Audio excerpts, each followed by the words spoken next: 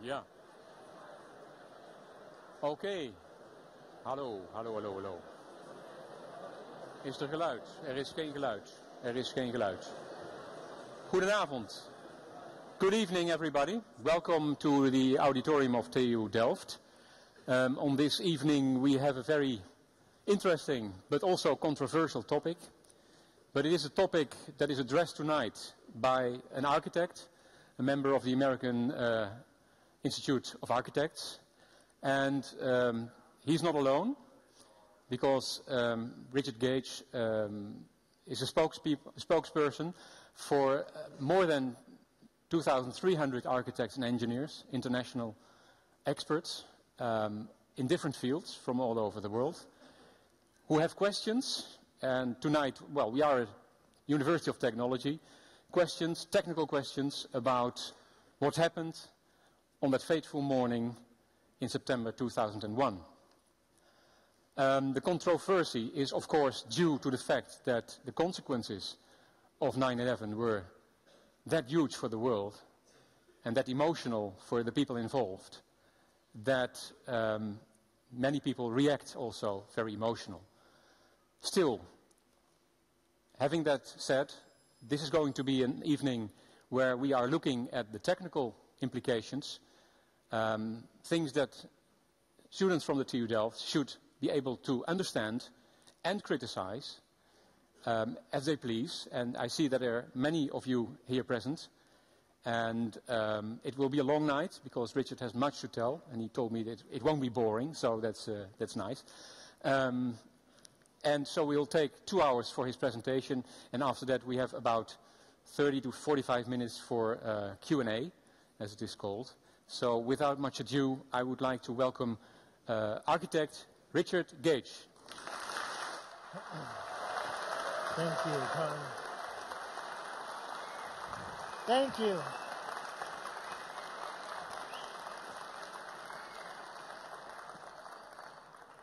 Thank you very much.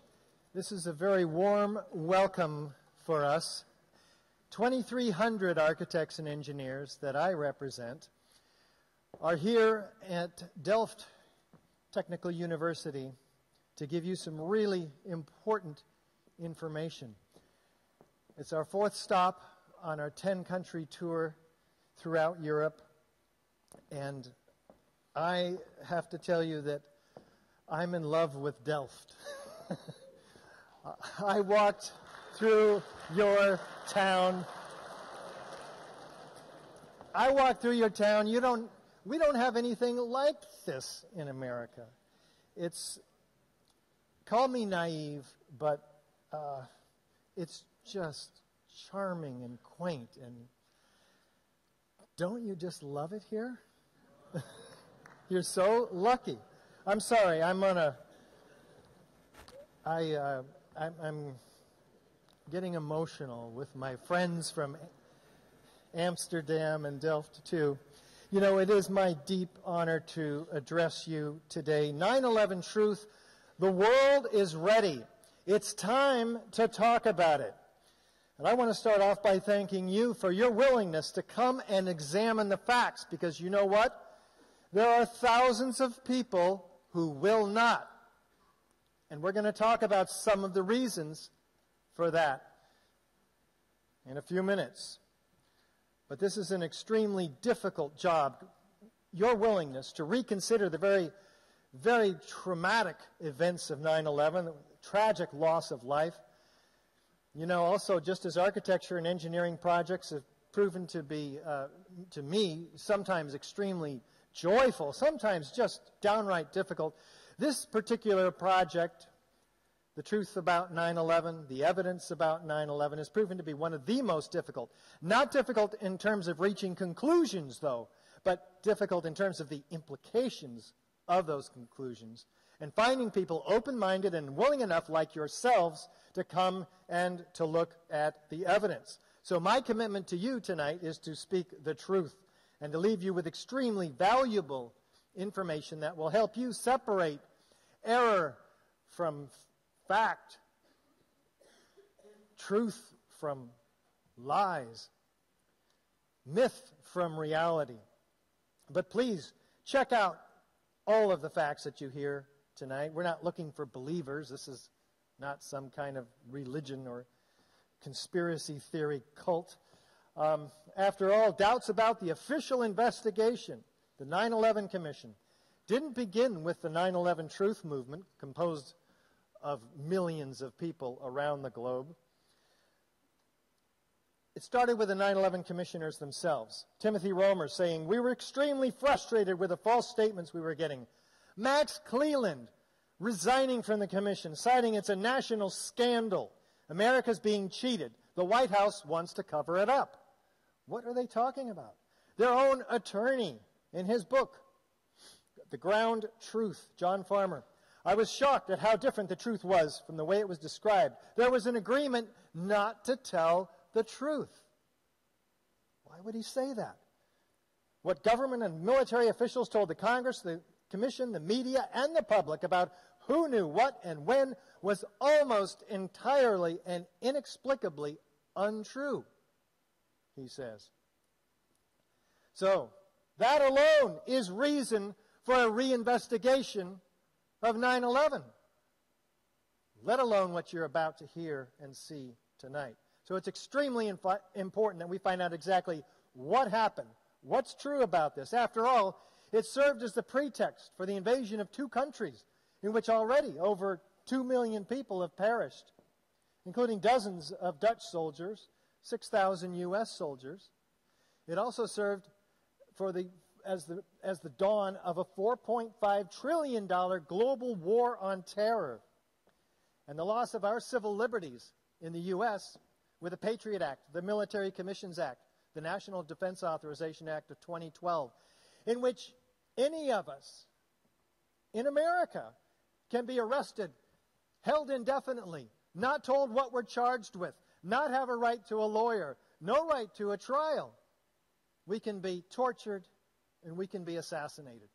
Is that what our forefathers fought for 200 years ago? No. A host of other ills that we're suffering from as a nation and all around the world. All of this remains intact if we fail to face the truth about 9/11 and sweep it under the rug of history. And only the truth about 9/11 will stop another 9/11 type attack from happening again. So these are among the many reasons that we have to peer back into this painful part of our recent world history and re-examine the relatively new physical evidence that we've not seen in the mainstream media. Speaking of which, Time magazine reports that 36% of Americans doubt the official story. They say that it's not a fringe phenomena, the 9/11 truth movement. It's a mainstream political reality. Well, another poll in 2007 finds that about 16% of Americans believe the Twin Towers were blown up with explosives, not jet plane impacts. Well, what we're going to do is find out where we are in the room. And I'll ask you 3 questions. And everybody falls into one of these categories, so you have to vote. That's the rules. You either believe the official story, as I did early on, and most people do, or you're unsure, or you may have come to the room tonight already aware of some of the evidence and agreeing with that. First of all, the official story. Jet planes hit the towers, large explosion of jet fuel, weakening of the structural system by fire, gravitational collapse all the way down to the ground. No reason to believe otherwise. This is what we have been taught in school and by our media and so forth. How many of us pretty much there in the room? Can we raise the lights too? Because I'm actually going to count these hands. Raise up the lights for me. Raise up the lights. Okay, go like this, and I'll actually watch this. I can do this. 1, 2, 3, 4, 5, 6, 7, 8, 9, 10, 11, 12, 13, 14, 15, 16, 17, 18, 19, 20, 1, 2, 3, 4, 5, 6, 7, 8, 9, 10, 11, 12, 13, 14, 15, 16, 17, 18, 19, 20, 21, 22, 23, 24, 25, 26, 27, 28, 50, 51, 52, 53, 54, 56, 57, 58, 59, 50, 56, 67, 68, 69, 70, 71, 72. 72. How many of you are unsure? You've heard a few things. You're here to check it. Wow. A whole bunch of the rest of you. Now let me try it the other way. How many of you have already come to tonight's presentation agreeing with the evidence for controlled demolition. As you already know, I'm going to be, and half of the rest of you. So this is a great mix, isn't it? This is fantastic. So now you know what you're up against here tonight. Well, guess what? I'll need more volume, Paul. Paul, I will need more volume. I appreciate that so much. NIST, the National Institute of Standards and Technology, found that they claimed that they found no evidence for explosive demolition. Later, they acknowledged that they never looked for it. I mean, in writing. How can you find what you're not looking for? Well, thousands of others have found it. Architects, scientists, many, many others. We've been speaking about it in 35 foreign countries, 82 American cities, to groups from 100 to 1,000 now. And it's not hard to find. It's been found. It's been documented. By the way, how many architects are here tonight? Oh, my God. Go like this so I can actually see your hand. 1, 2, 3, 4, 5, 6, 7, 8, 9, 20. 1, 2, 3, 4, 5, 6, 7, 8, 12, 13, 14, 15, 16, 17, 18, 19, 20, 21, 22, 23, 23, 24. 24. You believe this, don't you? You believe me, Mom, don't you? Okay. Inside joke. How many engineers? Oh! I'm not going to count you. I'm guessing there's like 200 engineers. How many normal people are here tonight? Yes. Okay, good. Paul, I'll need more volume on me. Okay, well, I'm not that normal, as you can imagine, but I did do normal things as an architect. I designed these $3 and $10 million gymnasiums, and also the $120 million high school, which I performed the construction administration for in California. And then in Las Vegas, I worked on these mid-rise office buildings and 6 blocks of retail, altogether a $400 million project with 1,200 tons of fireproofed steel framing. So I've never worked on high-rises, but I've got a lot of experience behind me anyway. And we're going to go very fast through this information tonight. So I want you to know we have a website, and you have a brochure. At least you had the opportunity to get one. We have one for you, and it has highlights of the evidence and our website on it. How many of you did not get a brochure? Okay, see all these hands? That's most everybody. Do we have the brochures? Downstairs? Okay, can you take 5 people, go downstairs and get them? I want everybody to have a brochure in your hand because it has the outline of today's presentation. We'll be back, and let me know when you come back, Vico, so that we can make sure we get everybody a brochure.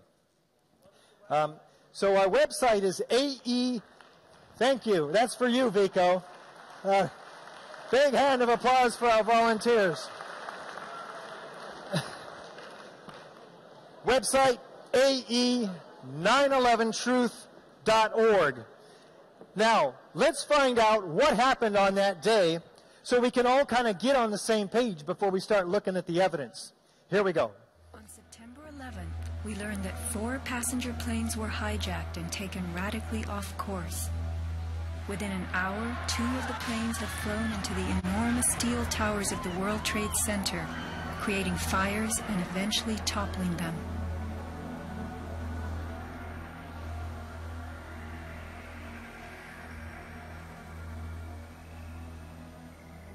Dazed by the news, the American public soon believed the fires in the towers had burned so hot they caused the steel frames of the buildings to give way.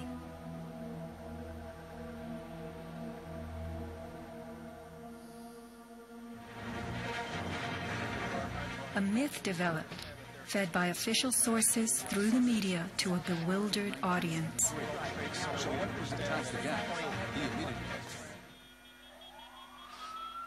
Elements of the myth.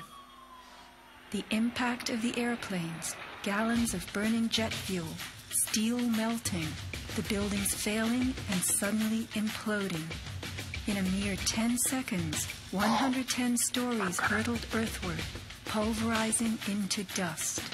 We ran to the window of the building. right from the start, on the street itself, the official story was born. Come out of nowhere and just ream right into the side of the Twin Tower, exploding through the other side.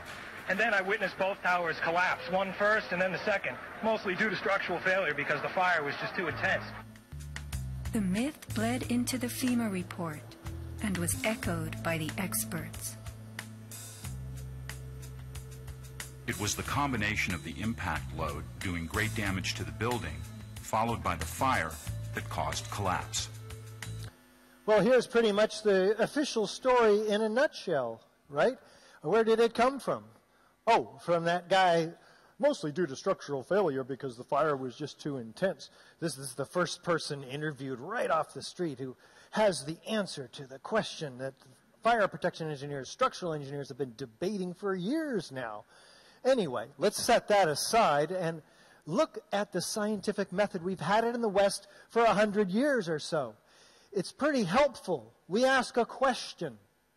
How did the towers come down? We do some background research. How have other towers come down? Construct a hypothesis, make some predictions, and then test those predictions with experiments and analyze the results. Maybe our best guess is fire brought these towers down. Maybe it's controlled demolition. We put all the hypotheses out on the table. We analyze them objectively.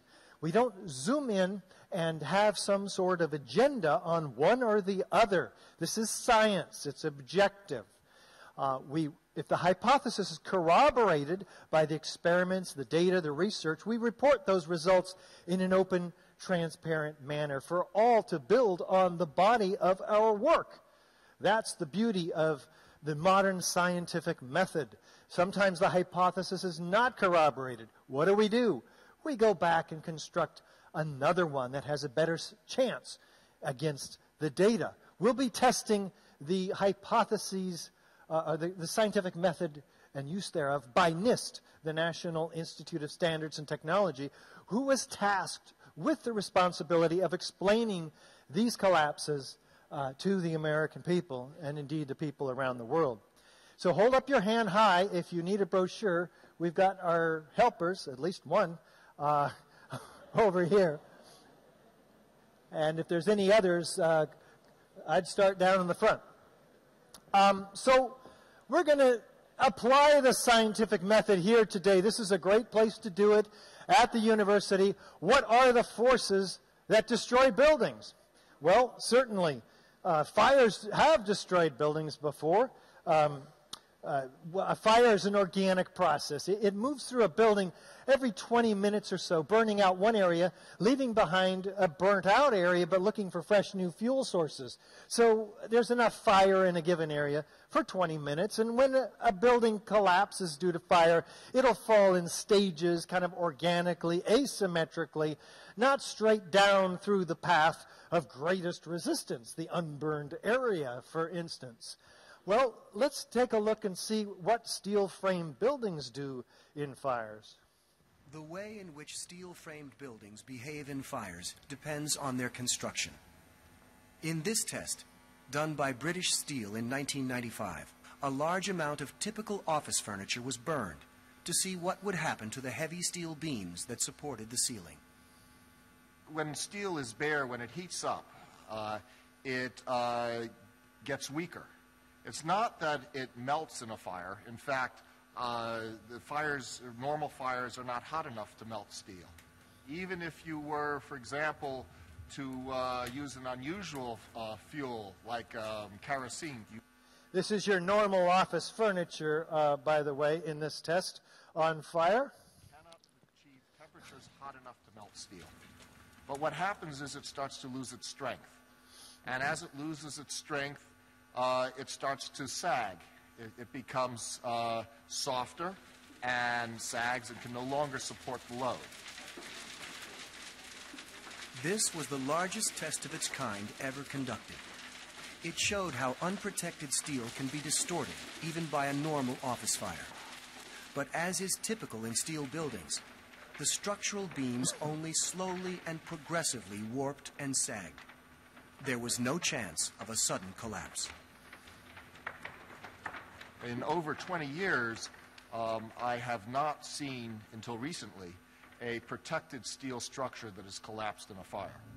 Until recently. What we're referring here to is 9/11, 01, when we had not 2, but 3 World Trade Center skyscrapers collapsing.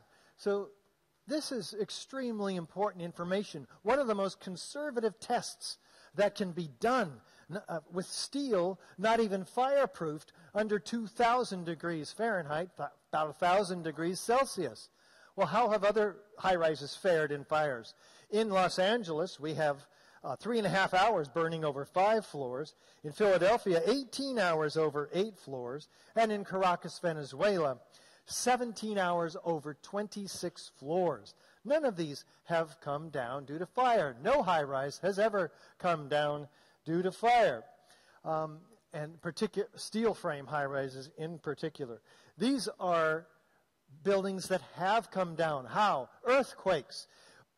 They fall naturally. There's asymmetrical massive building at the bottom. It's recognizable as a building.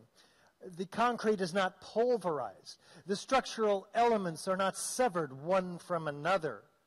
This is very important too. So now we have a set of buildings that have fallen naturally, that look like buildings that have fallen as opposed to what you're about to see. Now, some buildings are blown up. We have thick, billowing, enormous clouds, pyroclastic-like clouds, with unfolding cauliflower shapes produced by the incredibly hot gases released in the chemical reactions from the explosives. We have witnesses that hear explosions. They see flashes of light. We have a geometry of fireworks, a symmetrical distribution. That's what explosions do. These are key features of explosions. Of course, those explosions can be harnessed quite efficiently, put in as cutter charges in the connections to the columns and beams. And they can be severed such that they're brought down in a nice, neat pile, broken up, ready for loading and shipment, falling almost at free fall acceleration.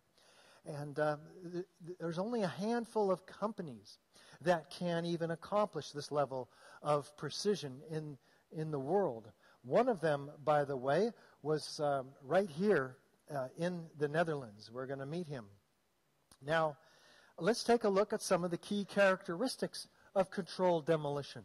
We have a sudden onset of destruction, usually at the base of the structure. We have a straight-down symmetrical collapse into its own footprint, usually, or however they want to engineer that, because demolition waves remove those column supports.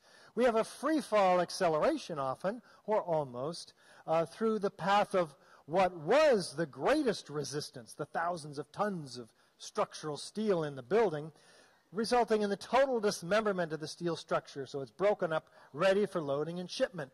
Minimal damage to adjacent structures, and sounds and of explosions that witnesses hear.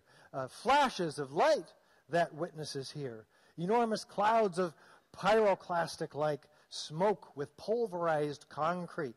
And explosive charges going off here or there. Maybe it's the wrong time or not, but they're obviously explosions. And of course, chemical evidence left behind of cutter charges, which are explosives or incendiaries.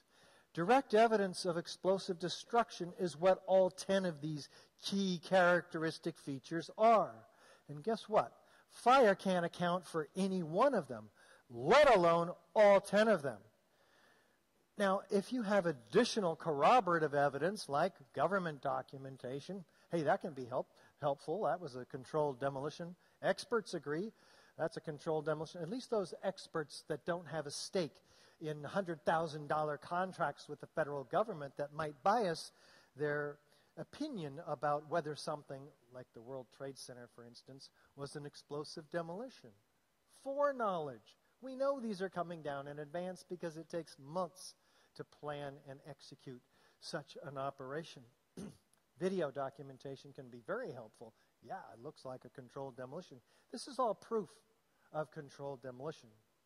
Now, interesting thing is, we're going to apply that set of criteria to the third worst structural failure in modern history that I'm guessing, like me, most of you know nothing about, or at least those of you who already haven't researched it.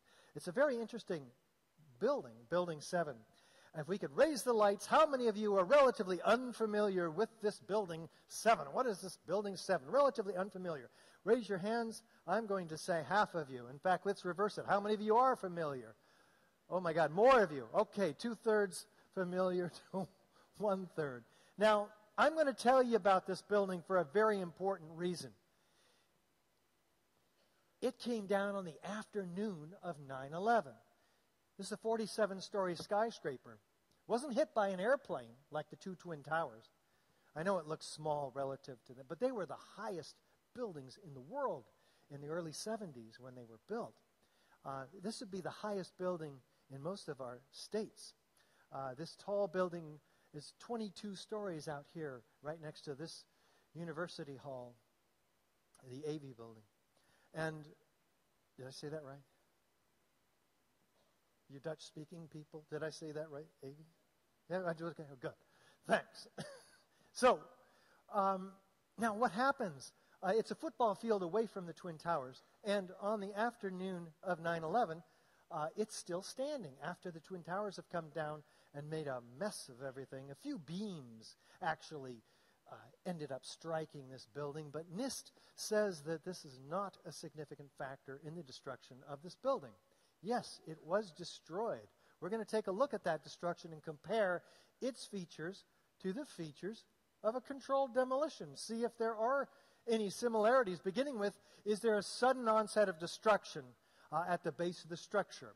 Let's listen to Dan Rather as he describes his experience of this. He's a CBS anchor that doesn't really work in the U.S. anymore. What you're seeing are high shots.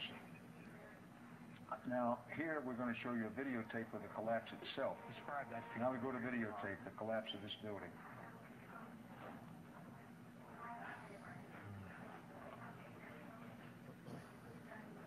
It's amazing. Amazing, incredible picture word. For the third time today, it's reminiscent of those pictures we've all seen too much on television before when a building was deliberately destroyed by well-placed dynamite to knock it down. What was that? So here Dan is using his intuition to describe what he's seeing because, hey, we've all seen the controlled demolitions like from Las Vegas and around the world. And they kind of look like that. Well, let's keep going here. Do we have a straight down symmetrical collapse? The problem, by the way, with Dan is he never repeated those words ever again as an anchor in CBS. In fact, we've never seen Building 7 come down with maybe 3 exceptions, maybe 4, on mainstream television. Why wouldn't this be the most well-known, well-studied collapse in history? Nobody died, but somebody could have. A few small fires, as you'll see, being held as the reason for its collapse. From West Street, is it straight down? Symmetrical. Pretty much so. Look at the penthouse. It falls half a second earlier, indicating complete core column damage right under that penthouse a half a second earlier. Synchronized. Very interesting. But I'm not quite convinced yet. Let's look at controlled demolition on the right, Building 7 on the left. Is there any similarity? Is there enough similarity to warrant an investigation into the possible use of explosives?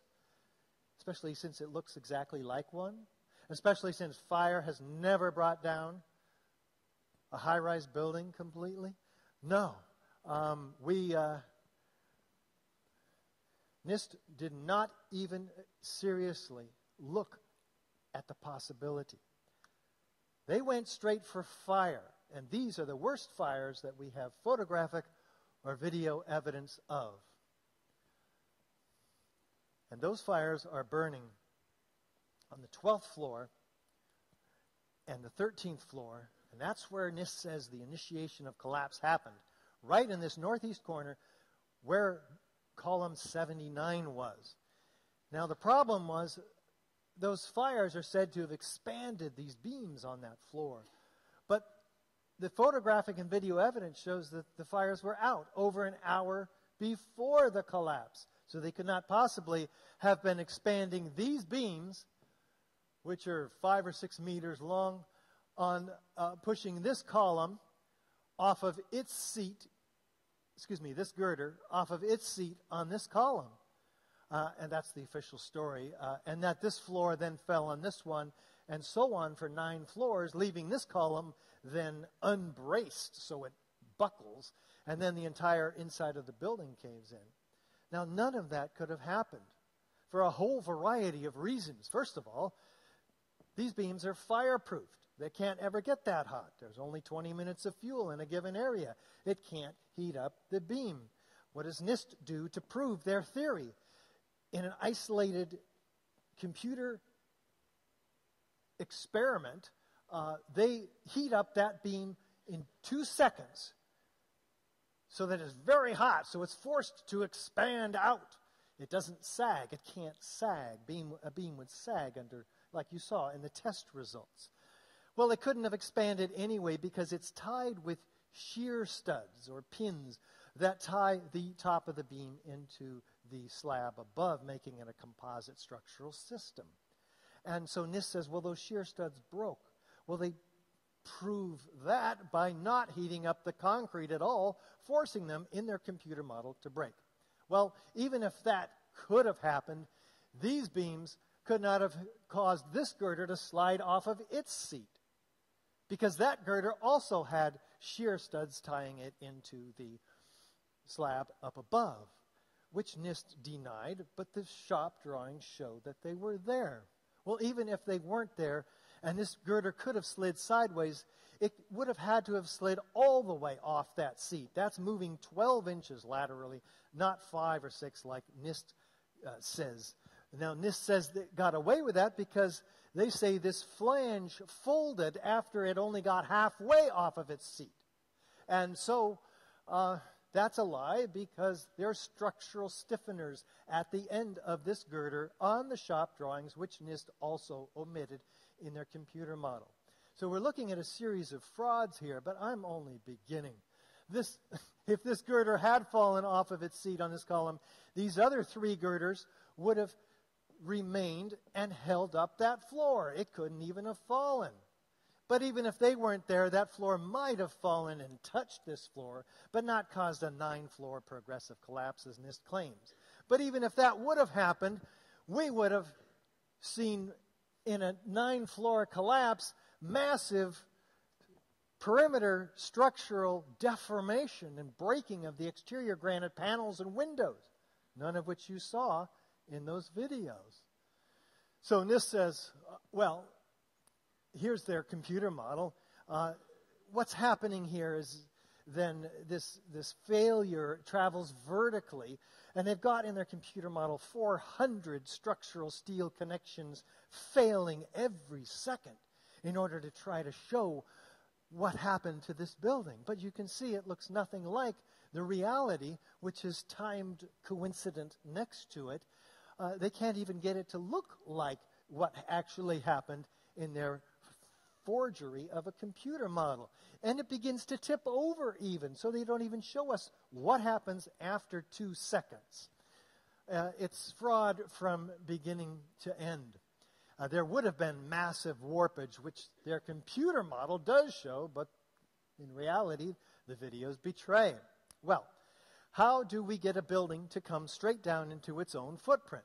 Guess what? We have to remove all 80 columns virtually at once and on at least 8 floors, because that's the distance over which this building fell at free fall.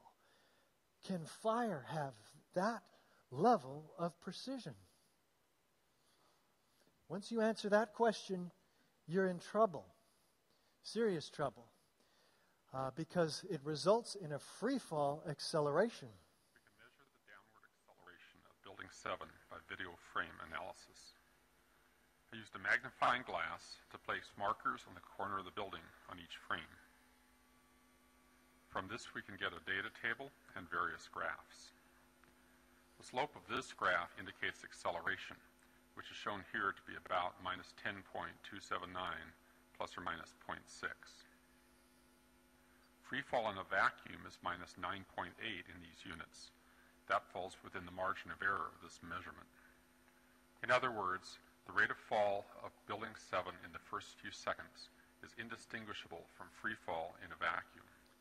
Well, this member of AE 911 Truth confronts NIST publicly in their press conference at the release of the final report and the draft report. And NIST says, oh, you're right. It did fall at free fall, because they were denying that in the draft report. But they don't acknowledge the implication of that free fall, which it's gaining greater distance every second, the definition of free fall. Now, let's just look at this for a second. Free fall, I'm going to drop this object. 3, 2, 1. That's free fall. Now, as fast as a bowling ball falling off this building. How can it fall at free fall? Because there's no resistance underneath. No resistance. This building had 40,000 tons of structural steel underneath it. 5 times stronger than it needed to be to hold the building up for the life of it. So the question again is, where did that resistance go? It's as if 8 stories were removed from the building all of a sudden, just gone instantly. Instantly. You know, not like a natural process, resulting in the total dismemberment of the steel structure. We had a moment-resisting steel frame building with columns and beams rigidly welded together. We should have seen, if in any kind of a natural collapse, maybe 20 stories of building, maybe it would have tipped over, something like you see here in a natural collapse. But no, what we see is like a house of cards, completely shattered, one structural steel element from another. Do we have witnesses that hear explosions? And the whole time you're hearing boom, boom, boom, boom, boom. So, I think I know an explosion when I hear it. And then it was like another 2-3 seconds, you heard explosions. Like, boom! It's like a distinct sound. It's not like when in compression, like boom, boom, boom, boom, boom, like floors that were dropping and collapsing. This was boom, and like you felt a rumble in the ground, like almost like you wanted to grab onto something. That, to me, I knew that was an explosion. There was no doubt in my mind.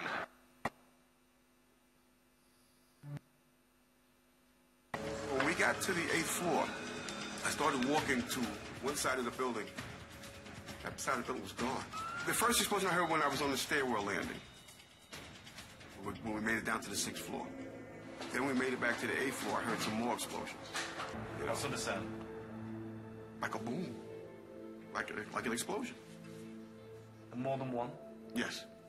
We started walking down the stairs. We made it to the 8th floor. Big explosion. Blew us back into the 8th floor. When we get outside, a police officer comes to me and says, you have to run. We have more information of bombs, so you have to run. Lots of witnesses hearing explosions. How many of them made it into the final report of NIST? 0. Not one. Even explosions that you can hear, too. Yeah, here's one of the guys who can tell you I'm okay, all right? Here, hold on. You want to call your mother or something? On the afternoon of 9/11, is there chemical evidence of explosives or incendiaries?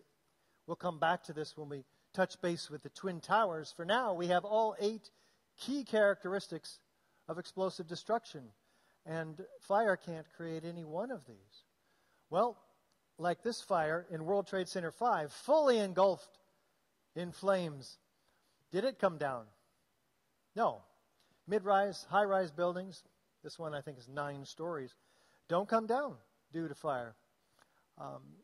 Not steel frame, fireproofed buildings for sure.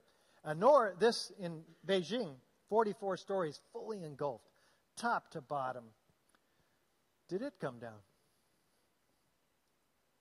Nope. Here's before, here's after, slightly toasted around the edges, put back into use. But these small fires brought this massive building, each floor of which is the size of a football field, down in just 6.5 seconds. Completely destroyed, one column from another. Let's take a look at the report that came out early on, May of 2002. FEMA, they say the specifics of the fires in World Trade Center 7 and how they caused the building to collapse remain unknown at this time. Unknown. Our best hypothesis, fire plus random damage and then complete collapse, has only a low probability of occurrence. Wait a minute. What do you do when your best hypothesis has a low probability of occurrence? You go back and find another one that has a better probability. In fact, that's what they say. Further research, investigation, and analysis are needed to resolve this issue. Unfortunately, though, for those hoping to resolve the issue, the evidence, the steel, was sent away starting 2 weeks after 9/11 to China for recycling, prompting Bill Manning, editor-in-chief of Fire Engineering magazine, to cite crucial evidence that could answer many questions is on the slow boat to China, showing an astounding ignorance of government officials to the value of a thorough scientific investigation. The destruction and removal of evidence must stop immediately. Did it? No. What do the experts say? Well, right here in the Netherlands, 27-year controlled demolitions expert Danny Jowenko. It starts from below. They've simply blown away the columns. It's a controlled demolition. Now, he says this without being told that the laptop he's watching this collapse on, it was on 9/11. So he's saying this candidly. A team of experts did this. Professional work without a doubt. Then they say, well, did you know this happened on 9/11? No. Really? Yeah, really. It did. Well, they must have worked very fast then. He knows it takes months. You don't just plan an operation like this in an afternoon. Do we have foreknowledge of the destruction? Watch these mysterious construction workers walking away from Building 7, hearing an explosion, looking back over their shoulder, and then looking straight into the CNN camera and saying this.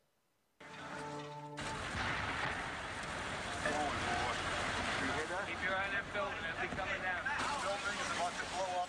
Moving back. All right, guys. Sorry. We are walking back. There's a building about to blow up. On flame. Debris coming down.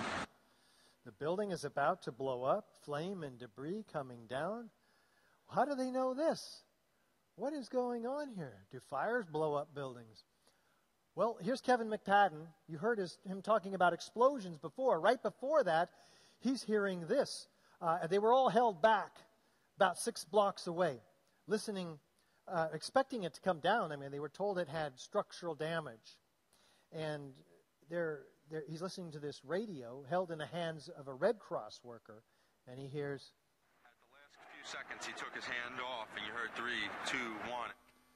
Do fires bring buildings down to countdowns? What's going on here? Well, Jane Stanley of the BBC is on the job.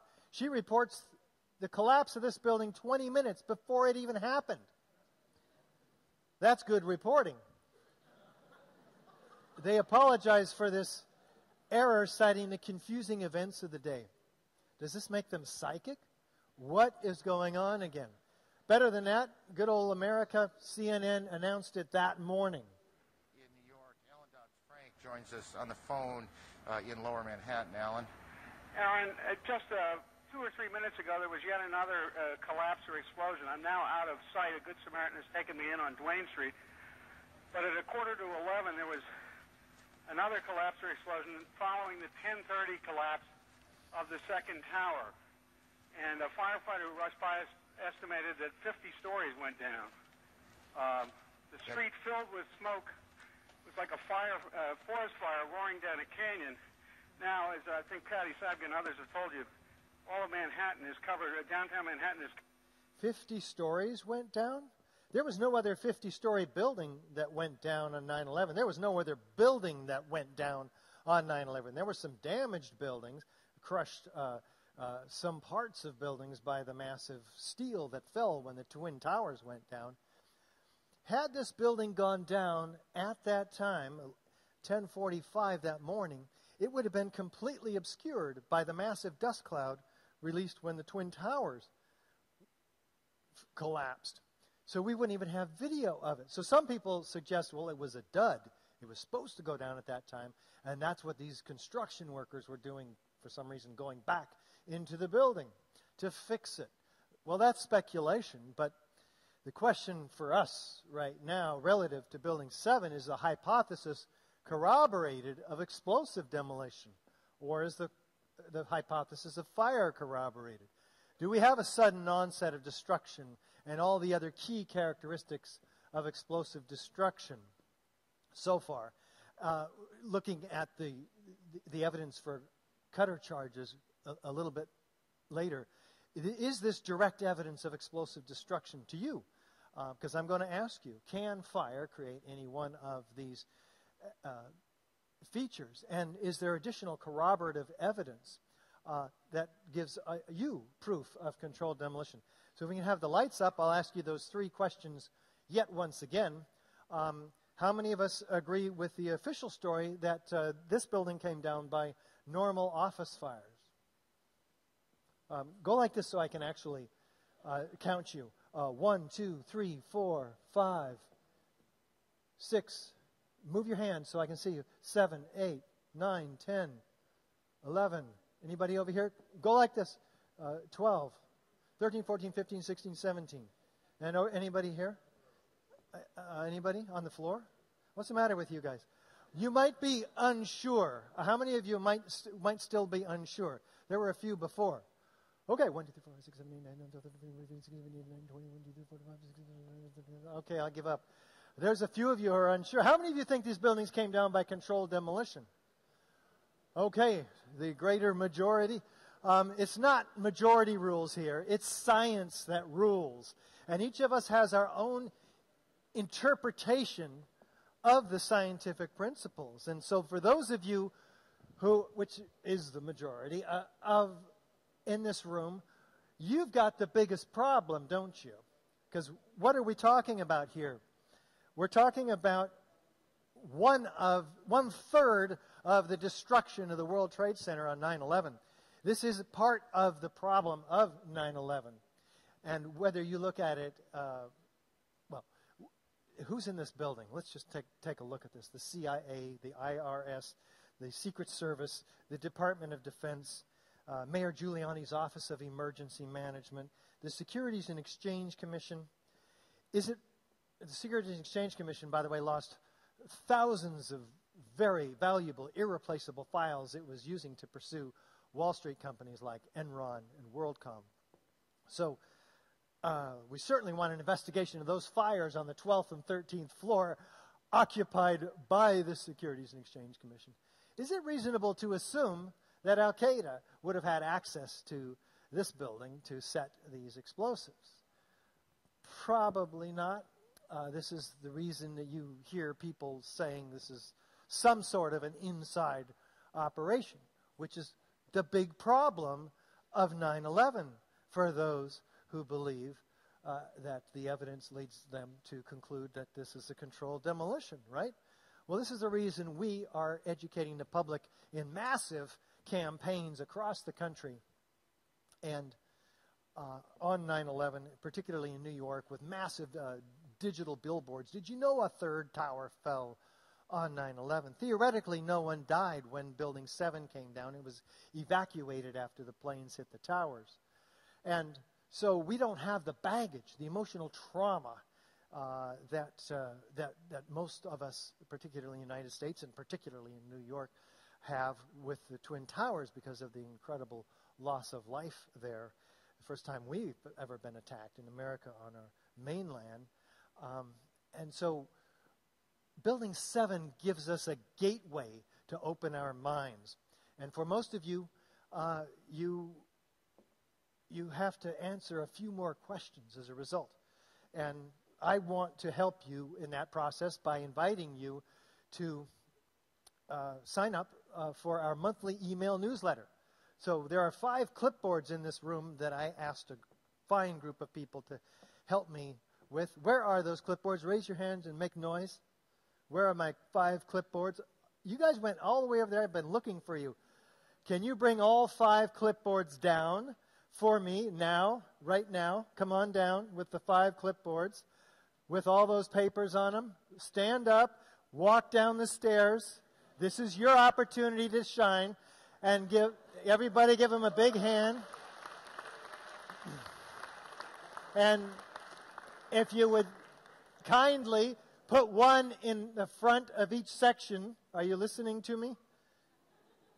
Gentlemen, one in the front of each section. There's 1, 2, 3, 4, 5 sections, plus you guys, but you don't count. Not one of you believe the official story. Okay. 5 clipboards, 5 sections, and guess what? There's actually 6 sections. Guess what? I have a 6th clipboard. Do you have all 5 clipboards with you? How many clipboards do you have in your hand? I can't hear you, sorry. Where are the 5 clipboards that I gave you guys? I can't even believe this. No wonder the Spanish were so tough on you guys.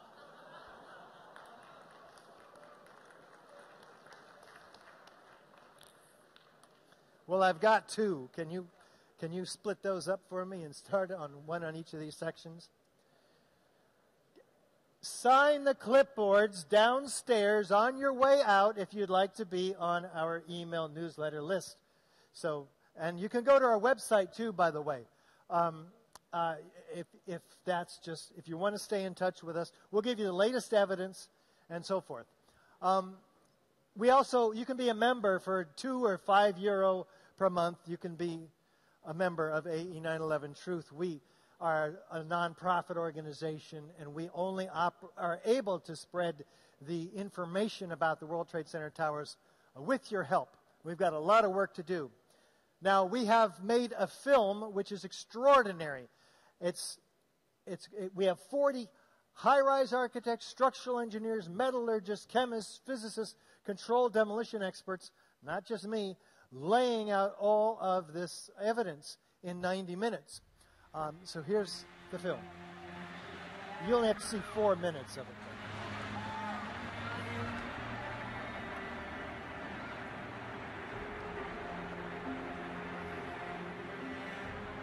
I don't want to be involved in conspiracy theories. There are lots of them.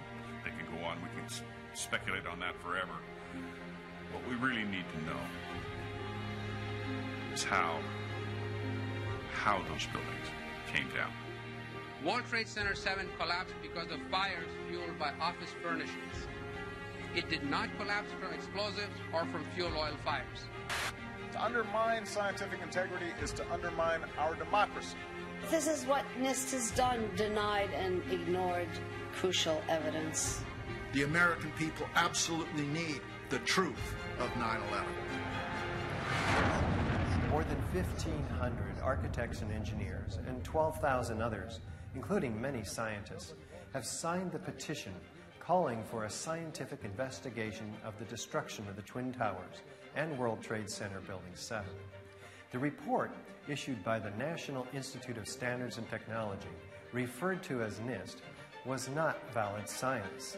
They're talking about a single columnar collapse or failure that resulted in a total collapse of the building. Building number 7 descended in free fall for the first 100 feet, which means that there was absolutely no resistance to the descent whatsoever. So all of the columns really needed to be severed at the same time. The symmetry is the smoking gun. NIST has admitted it went into free fall for 8 stories. You don't need to be an engineer or an architect to see what happened to those buildings. Dus dit is controlled demolition. Zeker weten. Zeker weten. what I saw, it was a classic implosion. The center of the core, the penthouse area, starts to move first, and then the building follows along with it. NIST excluded the document from FEMA in Appendix C that documented the evidence of melting steel. In an office fire, you cannot generate enough heat to melt steel. There were these iron microspheres present in all of the dust samples. They needed to have been formed in extremely high temperatures. All the characteristics of the microspheres, along with what I see in the attack of the beams that were actually found, tell me that thermite was involved. In the dust, what we have found is a modern version of thermite, which we call nanothermite. NIST concedes that they found no evidence for explosives. So then we asked them, well, did you look? And they said, no, we did not look for explosives or residues of explosives. And in fact, the evidence is overwhelming that these red-grade crystals are very high-temperature incendiaries. And we have watched as scientific integrity has been undermined and scientific research politicized in an effort to advance predetermined ideological agendas. If this is a crime, I think everybody agrees it's a crime. Evidence was removed from the scene of the crime. You can't do science when you are deprived of the evidence and when your hypothesis is the least valid instead of the most likely. When the most likely hypothesis in the case of Building 7 wasn't even mentioned. This is not science. You can have this video to take home tonight, and it's downstairs on your way out. 10 euros. Help us. So this is the reason we put a third beam of light in the sky, by the way, representing Building 7, the key to justice for those who've lost lives, family members in the Twin Towers. Speaking of,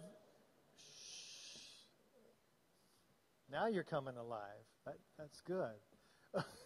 Wait till we get into this, because this is the most clear evidence, actually. When you look through the lens of the evidence that you've not seen in mainstream media, for instance, it's actually quite shocking. By the way, a lot of people just hated the tower's design. Robert Stern, famous architect, was one of them. Gigantic dumbness, he calls it. Right? You just extrude two squares until they become the tallest buildings in the world. I mean, compare that to the unfolding Art Deco of the beautiful Empire State Building, the tallest building in the world at the time. Others say, well, the sculptural purity of these forms. Okay, well, we're going to set aside the design of this building and look at the engineering, because until this time, you had a forest of columns in these high-rise buildings, for even up into the 60s. And so with Twin Towers, something else happened altogether. We put most of the structure around the outside and the rest of it inside in 47 massive core columns right around the elevator shafts inside. And we have welded and then bolted together exterior columns all around the outside. And here is the massive, almost solid steel, 1 meter by half a meter at the bottom of these 47 massive core columns. And then they would drop in these trusses with these lightweight concrete fillers on top of them. So this is the lightest part of the structure, vulnerable to fires, which is where NIST concentrated its theory of how the Twin Towers went down.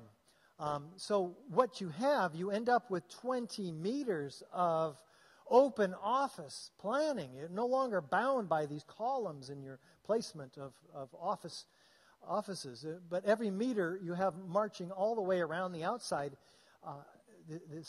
this third of a meter square steel tube column on the perimeter structure. Inside, this is completely modern. You never had this. This was like awesome, except for the fact that some thought that This looked like a jail cell. You don't have these big picturesque windows like we do in today's skyscrapers, and a fairly low and oppressive ceiling for some. So they were only half occupied by most researchers who have looked at this. At the time of 9/11, they're kind of an albatross, a white elephant, not desirable. And any collapse has to come down through what? Those massive series of steel columns on the outside and the ones on the inside. So can that happen? Well, this is what we're going to take a look at. On the inside, the core columns, it's altogether 100,000 tons of structural steel, a heat sink, which would distribute by conduction of the heat, which NIST claims was about 900 degrees centigrade. It would have distributed it through the rest of the steel structure, which is the real reason that steel frame high-rises have never come down due to fire through that massive conduction. Well, let's take a look at what happened to these towers. It's 8:46 in the morning on 9/11. We have Flight 11 hitting the North Tower 15 stories down. And about 15 minutes later, the South Tower is hit about 30 stories down. And it collapses an hour later, and then 15 minutes after this one collapses. So it's not like the planes hit the towers and all this jet fuel and it just was too much. No, NIST even says the jet fuel burned up mostly outside the building. After that, in 10 minutes, the jet fuel's burned up inside the building. And for an hour or so, we have normal office fires and some damaged columns. That's important to keep in mind, because NIST's theory is that those normal office fires, which in this case of the South Tower certainly were just about out, but they say this is causing this floor to sag. Well, if it were the case, this floor sagged. A sagging floor provides almost little to no side pressure on the perimeter columns. But since NIST saw those perimeter columns bowing in, what they did is impose an artificial 5,000-pound load in their computer model on every one of those 230 columns wrapping all the way around the building, forcing them to fail. It's like strangling the building, causing then this 15-story section above the point of jet plane impacts, which they say drove the rest of the building down by its massive weight. Well, we're going to look at this report that they came out with, 3 years, $20 million, and 10,000 pages. And guess what? They stop the entire analysis at the initiation of collapse. There's absolutely no analysis after the collapse begins. In other words, the ability of that cold, hard, intact structural steel below to resist this object. Well, we're going to be looking at the physics of this in a second. But they say, well, it doesn't actually include the structural behavior of the tower after conditions for collapse initiation were reached and collapse became inevitable. Interesting. Is this the use of the scientific method that we want to use? I don't think so. It's not rocket science to analyze the capability of the structure below to resist. So they say it offered minimal resistance and the large mass exceeded. It came down essentially in free fall, is what they say. So it did essentially come down in free fall, but that's a complete non sequitur. It makes no sense. Now, all of that aside, what we're doing tonight is looking at the evidence of explosive demolition. We're not going to argue with structural engineers or fire protection engineers about what fire or jet fuel can or can't do to the structural steel. For tonight's purposes, it's irrelevant. We have a lot of evidence here for controlled demolition, which is explosions, for which we would expect to have witnesses that hear sounds of explosions. They see flashes of light. Where? Not at the base of the structure, like World Trade Center 7 started, but at the point of jet plane impacts. Why? This is a deceptive controlled demolition. This is a magic show. We're being asked to focus on that large explosion of jet fuel that we keep seeing or kept seeing on the media. But something else is going on here in between the lines, which we're going to be looking at. The oral histories of the first responders, for instance, commissioned by City Fire Commissioner Thomas von Essen. He recorded 500 of his first responders to collect the memory before it became shaped by a collective story, which is great. Problem is, we didn't know about this until August of 2005 when the New York Court State of Appeals forced the city to release this information, this data, these interviews, to the New York Times. And then we learned that 118 of these firefighters were talking about all these explosions and flashes of light. Shook my bones, one of them says. Shortly before the first tower came down, I remember feeling the ground shaking. I heard a terrible noise, and then debris just started flying everywhere. One floor under another. Figure it was a bomb because it looked like a synchronized, deliberate kind of thing. Well, let's see what they're talking about. Here's a known controlled demolition on the left, the North Tower on the right. Once again, is there any similarity as we slow it down to half speed? In the first 4 seconds, anyway, is there enough similarity to warrant an investigation into the possible use of explosives? Looks like one. No high-rises come down due to fires before. Should examine it. Seemed like on television when they blow up these buildings, seemed like it was going all the way around like a belt. All these explosions. Somewhere around the middle of the World Trade Center, there was this orange and red flash coming out. Initially just one flash. Then this flash just kept popping all the way around the building, and the building had started to explode. Well, here's the South Tower on the right, a known controlled demolition on the left. Is there any similarity in the first few seconds? Because something else happens that we'll look at right after this.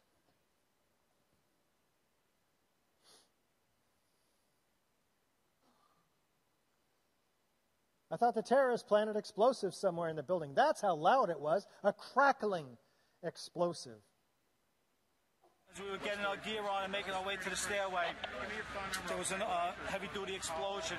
The whole building just collapsed on us inside the lobby. Was that a secondary explosion? Yes, it was. That was the planet probably? Yeah, definitely secondary explosion. I heard a second explosion and another rumble. An hour later than that, we had that big explosion from much, much lower. It just went ba-boom, it was like a bomb went off. And another explosion came right on me, just everyone flying.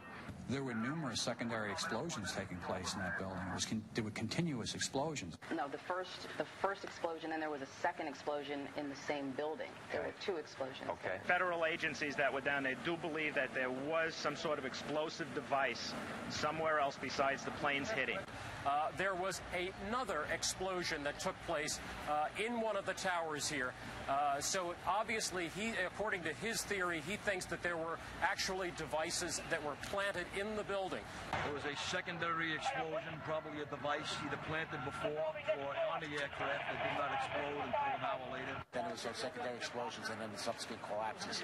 That the FBI most likely thinks that there was a car or truck packed with explosives underneath the buildings, which also exploded at the same time and brought both of them down. Now, that's the first time we're hearing that. So 2 planes and explosives that were in the building. Is that correct? That is the working theory at this point. That is A huge explosion now raining debris on all of us. It sounded like gunfire, you know, bang, bang, bang, bang, bang, and then all of a sudden 3 big explosions. About 50 consecutive bangs, and it fell down like a waterfall. And we heard the noise associated with an implosion. We heard a very loud blast, an explosion. We looked up, and the building literally began to collapse before us. We heard a loud explosion, and at that point, building 2 was collapsing. At that point, we heard a large boom. I looked up and just saw the building coming at us. Do you know if it was an explosion or if it was a building collapse? To me, it sounded like an explosion. There was another major explosion. The building itself, literally the top of it, came down. All of a sudden you hear explosion, and you could see the building starting to collapse. Huge explosion that we all heard and felt. We understand now there has been a secondary explosion on Tower 2. According to the Associated Press, another building that has either been attacked or exploded. The tower, rather, that has collapsed, though we are told, collapsed because of a third explosion. And about an hour later after that, there was a huge explosion at the base of the South Tower. That's the One World Trade Center, and part of the building collapsed. We could hear a rumble, which was about 5 seconds long, preceding the actual collapse, and then a boom when each of those towers collapsed. Just seconds ago, there was a huge explosion, and it appears right now the second World Trade Tower has just collapsed. I was about 5 blocks away when I heard explosions. And then you heard from far away, boom, boom. And you heard the boom, boom, boom, boom, boom, boom. Floor by floor, it started popping out. It was if they had detonated. Yeah, detonated. They were planned to take down a building. Boom, boom, boom, boom, boom, boom, boom. From the corner, boom, boom, boom, boom, boom, boom, boom, boom, boom. Just like 20 straight hits. And as the bombs were going, people just started running. And I sat there and watched a few of them explode. And it just started going pop. It just started going boom, boom, boom, boom, boom. And he goes, how fast? I go, like firecrackers. Well, how many of these explosions do you imagine witnesses of explosions, documentation of explosions ended up in the final report of NIST? Why? What's going on here? NIST says couldn't have been a controlled demolition because they start from the bottom. Well, what do we have here? Whoops. Top floor. Well, top-down controlled demolitions happen also. Given the right circumstances, you can release all of that stored energy, converting it into what is called kinetic energy. That's energy in motion, and that's what brings the building down. So there's a top-down controlled demolition as an example. Speaking of which, this is NIST theory, that the top part of this building drove the rest of the building down. Well, what we're going to do is look at the law of physics, Newton's third law. We're going to run a Mack truck into a Volkswagen. Who's going to win? You guys, you got this one, right? Equal and opposite destructive force. The bumper might be taken out by the Volkswagen, but the whole Volkswagen is going to be totaled by about that time, right? Does it matter if we drop the Volkswagen onto the Mack truck? No. The lighter part of a structure, which is composed of about a centimeter thick structural steel members versus very, very increasingly thick to solid steel at the bottom, this lighter part of the structure cannot possibly destroy the heavier, intact, cold, hard steel. Certainly not at free fall acceleration as if it weren't even there. And we'll see how fast this building actually came down in a minute. But I'm going to show you how it's coming down now. If we can turn these lights down. We don't have any movement here from here until about now. Another way to look at this, NIST tells us this upper part drove the rest of the building down, but it's destroying itself in the first 4 seconds, as you can see here. It's telescoping in on itself. Take a look.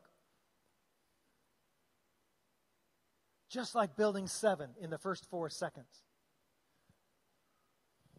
What's happening then? We'll start and stop. Just like the fireman said, belt of explosions wrapping all the way around the building. Start, stop. Fascinating. Does anybody see in any of the photos or videos a pile driver pushing the rest of the building down? It's not there. What do we see instead? More like a volcanic eruption like in the Tongan Sea in 2009, with upward, outward, arching streamers, laterally, freely flying objects with clouds trailing them, a geometry of fireworks, a symmetry evocative of explosions. What does it look like to you? Is that a collapse? Is this a collapse? Lights off. Underneath here, a violent series of, let's have all the lights off so you can really zoom in here with your watch in the lower right corner. Racing down the corner, almost as fast as the freely falling objects. Is that a collapse? The collapse is supposed to be up here somewhere. Something else is happening racing down this corner. What does it look like to you now? How about the South Tower? The South Tower begins to fall, and it's falling over. Well, it has at 22 degrees and falling off the building, so we have asymmetrical loading from that mass. We have asymmetrical damage from the fires up above, asymmetrical damage from the airplanes, and yet from below, what are we looking at here? Complete symmetry all the way down the building, just like the fireman described, like a belt all the way around the building, equally. Can fire do that? Let's look underneath. 20 stories down below. What are we looking at here? Are you looking at a collapse or a series of hundreds of explosions just in this small quadrant? Must be thousands altogether, completely shattering the structure, one element from another, all the way down to the ground. Does it even look like a building that has collapsed? We have a series of columns that are obviously highly oxidized, reddened, and concave on one side, convex on the other, indicating perhaps some side concussive blast in this case. Extreme heat producing what has been described as noodles out of these solid steel or steel beams.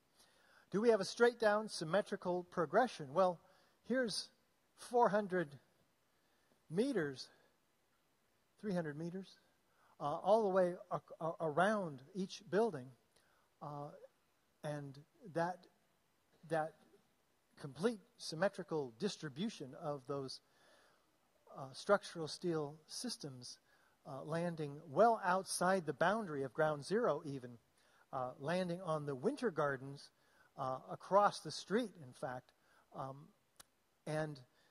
So in the Twin Towers, a very explosive event. Compare that to the nice, neat pile of the implosion that World Trade Center 7 was. Very different types of events, producing isolated explosive jets, which you can see in these videos quite clearly, actually. 20, 40, even 60 stories down below the so-called zone of destruction or the collapse. What are these doing way down here? Well, we're told these are puffs of air produced by that giant piston, that pile driver, which we saw was destroyed itself, so it couldn't be that. But if it were that, and say behind me is the core of the building, and this is the open office planning, if you will, and then the perimeter windows all around. And that air is going to come whooshing in here, and it's going to fill the room full of pressure. And if it blows out any of these windows, it's going to blow out all of them. Not these highly focalized, pinpoint accurate, violent ejections in this obviously engineered pattern that you can actually see as we play this over and over again right here, coming out way up here, even though there's something else going on way down here. Every one of these floors almost are ejecting these plumes at once. And you can even see how fast they're coming out. They are calculated by physicist David Chandler at 100 to... We track two squibs near the bottom of the frame. They shoot out quickly at first, then slow and merge in with the rest of the dust cloud. Using the first few data points, we see the first squib shoots out at 44.98 meters per second, or about 100 miles per hour. Doing the same for the second squib, we get a speed of 56.3 meters per second, which works out closer to 126 miles per hour. These are explosive speeds, not air pressure produced by some piston.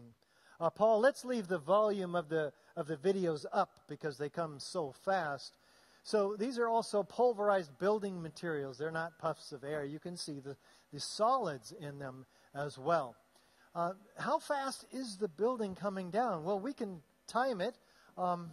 Here's 3 seconds, 4, 5, 6, 7, 8, 9, 10, 11. Now, both buildings are coming down within about a dozen seconds. That is near free fall acceleration. It's accelerating straight down through what? Through that. As if it weren't even there. It's accelerating. It's not decelerating. It's not hesitating. It's not stopping when it hits resistance, because there is virtually no resistance, resulting in the total dismemberment of the steel structure. Ready, broken up, ready for loading and shipment. What about the lateral ejection of these structural steel sections? Freely flying structural steel sections, landing anywhere from 100 to 200 meters in every direction. My favorite being this one right here. What are we looking at? Back 2, 3, forward 2, 3, back 2, 3, forward 2, 3. We're looking at a 45-degree trajectory. Wait, how does gravity work? Let's see. Oh, down. What's going on here? There's an outward force that then ends up at 45 degrees and then down. Something else is going on here, resulting in the complete destruction of the winter gardens 200 meters away. It's enough force to eject these, to eject a 200-pound cannonball 3 miles, and there's hundreds of these sections distributed suchly. Where are the floors? Each of these towers had 110 of them. That's 220 acres, because each floor is an acre in size. Massive buildings. 220 acres of 4-inch thick and 8-inch heavyweight concrete at the mechanical floors, and fluted metal decking that they poured the concrete into originally. Where is it? Well, let's look. Well, this contractor came back to help clean up. He says, I didn't even see one floor deck come here, or the joists. They must have disintegrated. There were 6,000 of them. There's stuff crumpled up, but go identify it as a floor deck. I couldn't believe it. Not one floor panel. This is the 2-story pile of core columns, perimeter columns that's left over in the aftermath. In a pancaking or gravitational collapse, we'd expect a stack of floors. Maybe not all 110 of them, but God, wouldn't we at least expect 3/4 or half of them? 10 of them? We don't have one. What happened to them? And what happened to the 90,000 tons of concrete?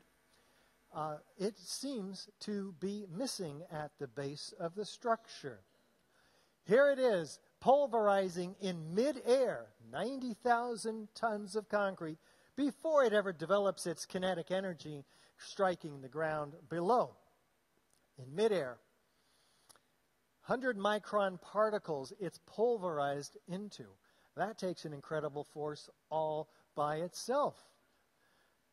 From across lower Manhattan, 12 or 18 centimeters thick, this blanket of dust composed, in some samples, 30% concrete.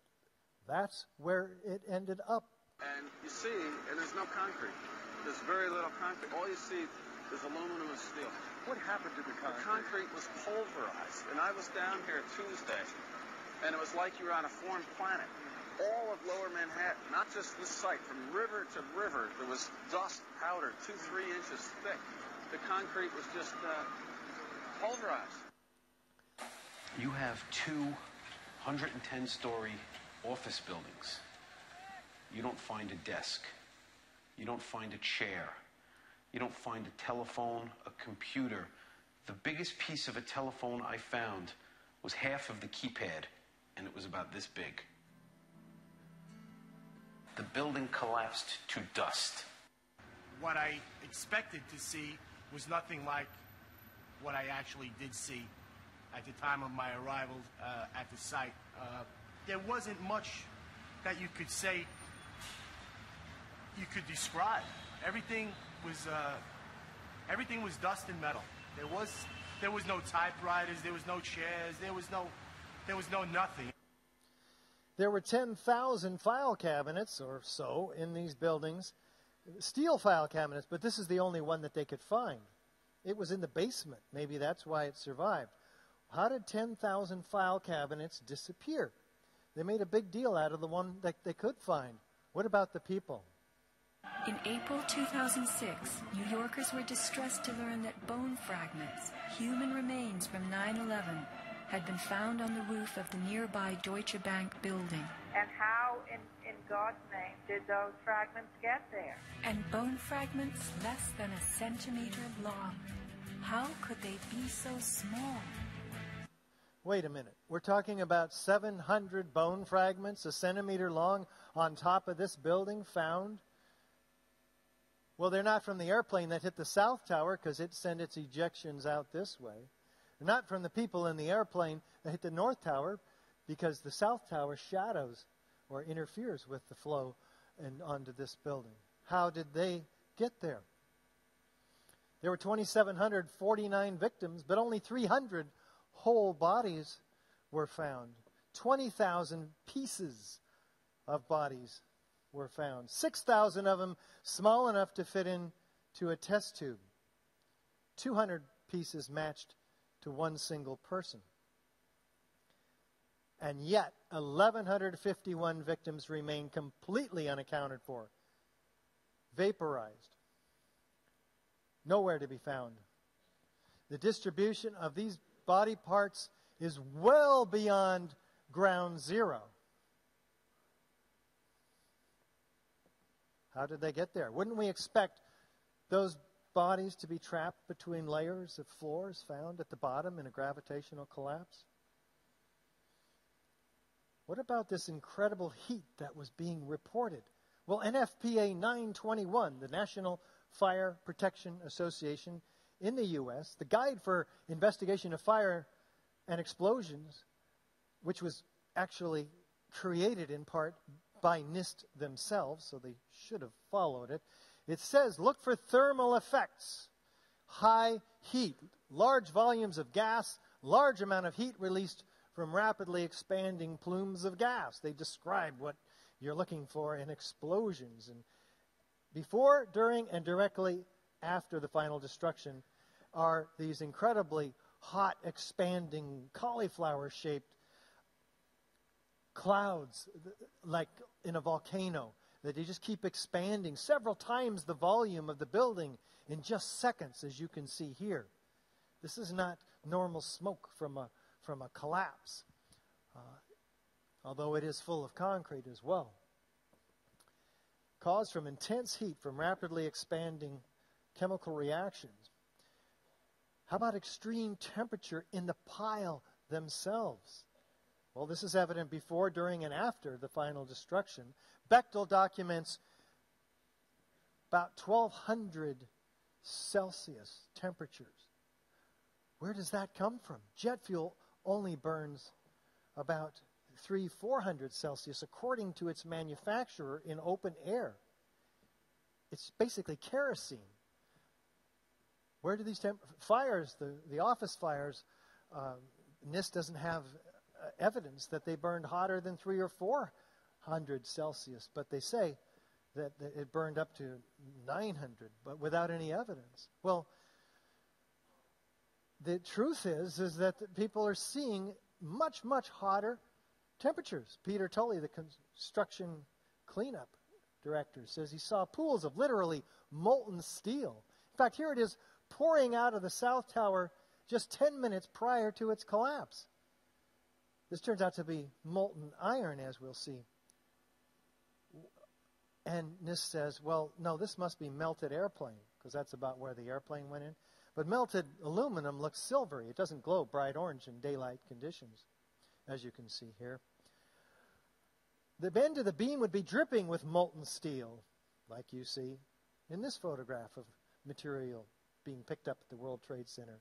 Steel members in the debris pile that appeared to have been partly evaporated in extraordinarily high temperatures.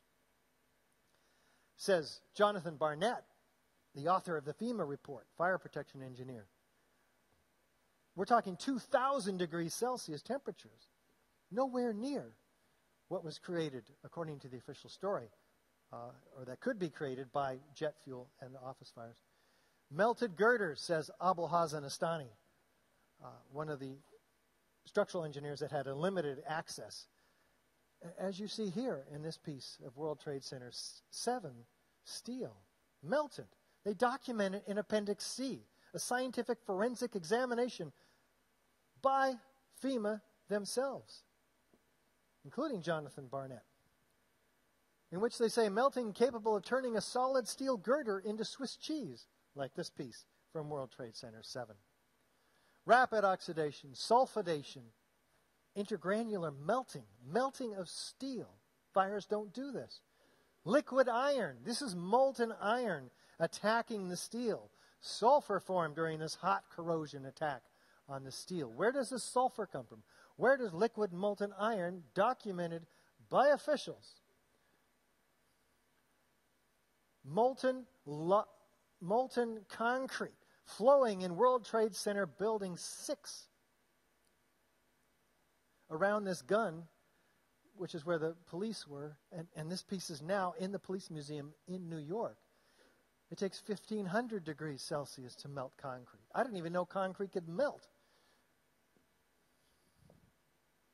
And yet this gentleman, the co-project leader of the NIST report, has this to say. First of all, let's go back to your basic premise that there was a pool of molten steel. I know of absolutely nobody, and no eyewitness who said so, nobody who's produced it. You'd get down below and you'd see molten steel running down the channel rails, like you're in a foundry. Like lava. Actually melted beams where it was molten steel that was being dug out. Underground, it was still so hot that molten metal dripped down the sides of a wall. And the cleanup was very difficult in the beginning. Steel was coming out red in certain areas from the first couple of weeks. This fused element of steel, molten steel. And they pulled out the big block of concrete, and there was like a little river of steel flowing. Leslie Robertson, the World Trade Center structural engineer himself, documenting a river of molten steel. So here's John Gross with his trophy piece that ended up being the examination sample that was sent to FEMA and documented in World Trade in Appendix C. But it didn't end up in the NIST report because he eliminated that entire forensic examination from the final report when he took it over in 2003. But his shadow is all over the evidence. Well, the official supporters of the official story say 650 on the fire.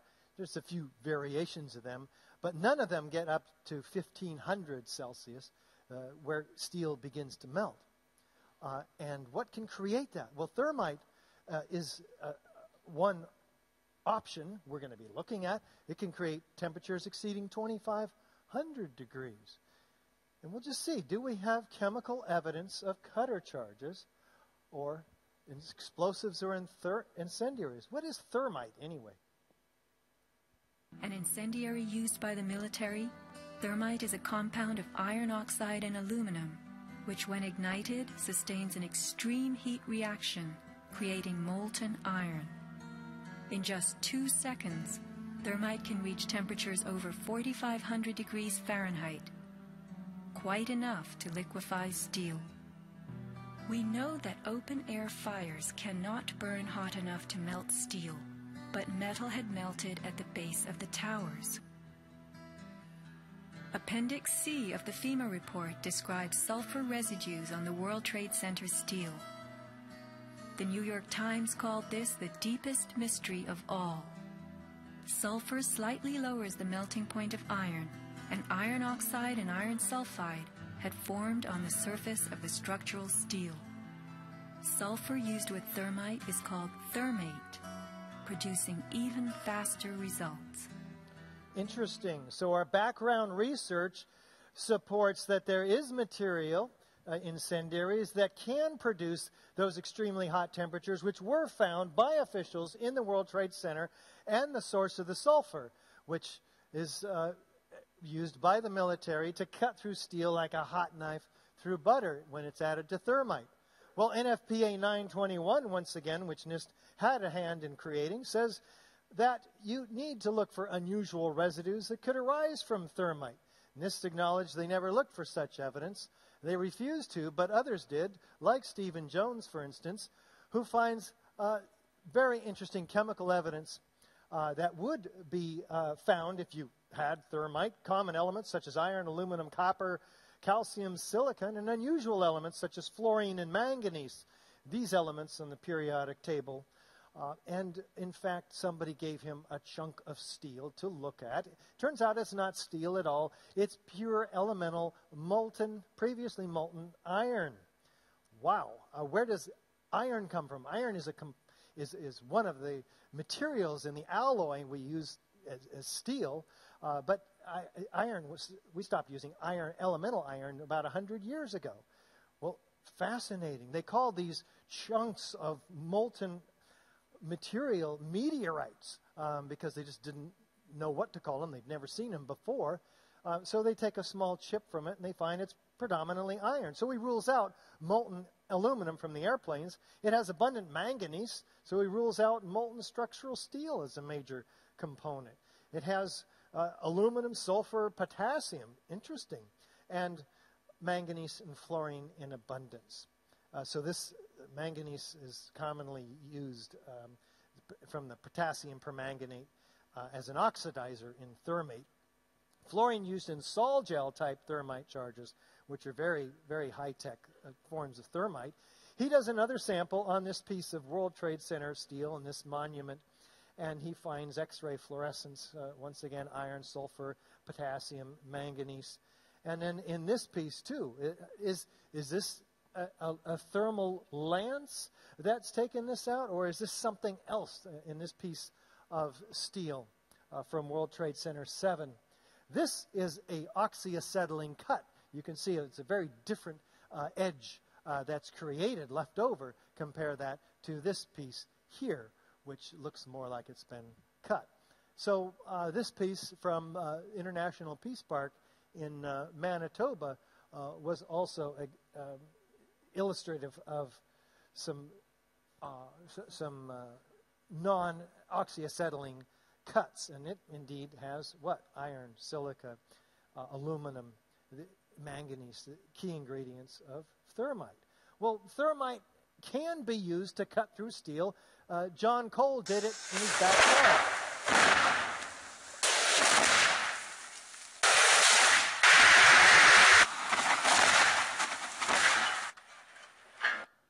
So he's done it very effectively. He just created his own cutter charge and put thermate in it. He actually made thermate. Now, there are more sophisticated devices than what he used for that experiment. They were developed before 9/11. They can issue in hundreds of milliseconds molten iron cutting through structural steel much more effectively than C4 and RDX, explosives that they would typically use in controlled demolition. Why wouldn't they use normal elements of controlled demolition, high-energy explosives? Well, they provide loud bangs, bright flashes. That would be a dead giveaway in a deceptive controlled demolition. Is that the reason they use thermite? There are thermite devices that have as their body consolidated thermite. In other words, it burns up itself after the cutter charge is released. Nothing left in the residue except in the piles except for molten iron, the byproduct of thermite. But sol gels would leave another binder, 1,3-diphenyl propane. Whoa, what is this stuff? This is pretty interesting stuff. And EPA themselves finds one molecule present at levels that dwarfed all others, 1,3-diphenyl propane. We've never observed it in any other sampling we've ever done. Well, interesting. What else was found in the World Trade Center dust by officials? Once again, iron microspheres. R.J. Lee, an environmental consultant, finds billions of them in their samples. The U.S. Geological Survey, in their toxicological studies, finds billions of iron microspheres the diameter of a human hair. Elemental iron, it's so many of them, it's a signature component. It's not even World Trade Center dust unless it has these iron microspheres. Previously molten iron microspheres. Stephen Jones also does research, an independent researcher. He finds them as well. All corroborating. Here's what happens when you light thermite.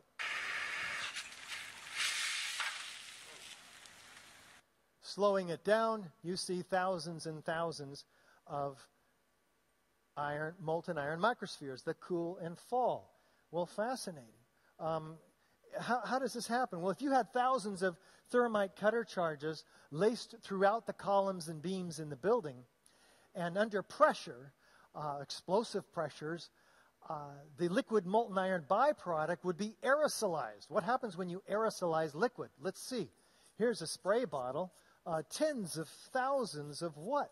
Spheres from the liquid, which in the case of molten iron would cool and fall with all of the dust. This is the only rational explanation for where all of these elemental iron microspheres come from. Could it be the reason the tops of these cars are toasted?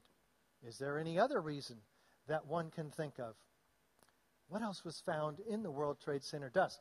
Do we have any unignited? If that was ignited thermite, maybe there would be unignited thermite. So Niels Harrit from Copenhagen and an international team of scientists that he led collected 4 independent samples given to them of this World Trade Center dust. Not only did they find the iron microspheres, but in all of these samples, like the one collected from Jeanette McKinley's apartment right across the street from the towers, they find the same curious red-gray chips, about 1.5 millimeters or so long, and they do some analysis on these curious chips, and they find it's not paint.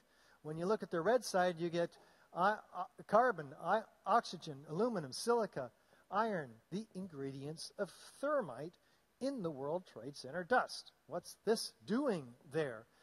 More interestingly, though, they zoom in 50,000 times with an electron microscope in this red layer, and what do they find?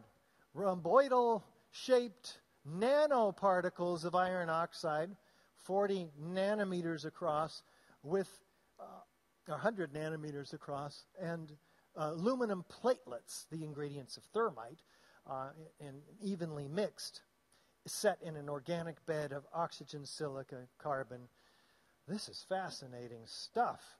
When you get particles at the nanoscale and you create an energetic thermitic reaction, because of the small size creates a massive surface volume, so the chemical reaction is virtually instantaneous, making it more explosive, but especially set in this organic bed, because organic material expands when it's heated like this. It's the reason you have TNT or explosives doing explosive force. More interestingly, when they heat these chips up in a heater, a differential scanning calorimeter, at 420 Celsius, they ignite, and which paint doesn't do. And so when it ignites, just like the tests done by Lawrence Livermore Lab, Los Alamos Laboratory, with this material, which was developed prior to 9/11, they produce the same spheres with the same chemical signature as the spheres found in the World Trade Center dust. So we know where those spheres came from. It's a self-corroborating set of evidence that's internally consistent, and it could put a lot of people away for treason and mass murder if we can find them, because this appears to be the cause of the destruction of the World Trade Center. As if we didn't know where those spheres came from, because they're found attached to partially ignited red-gray chips.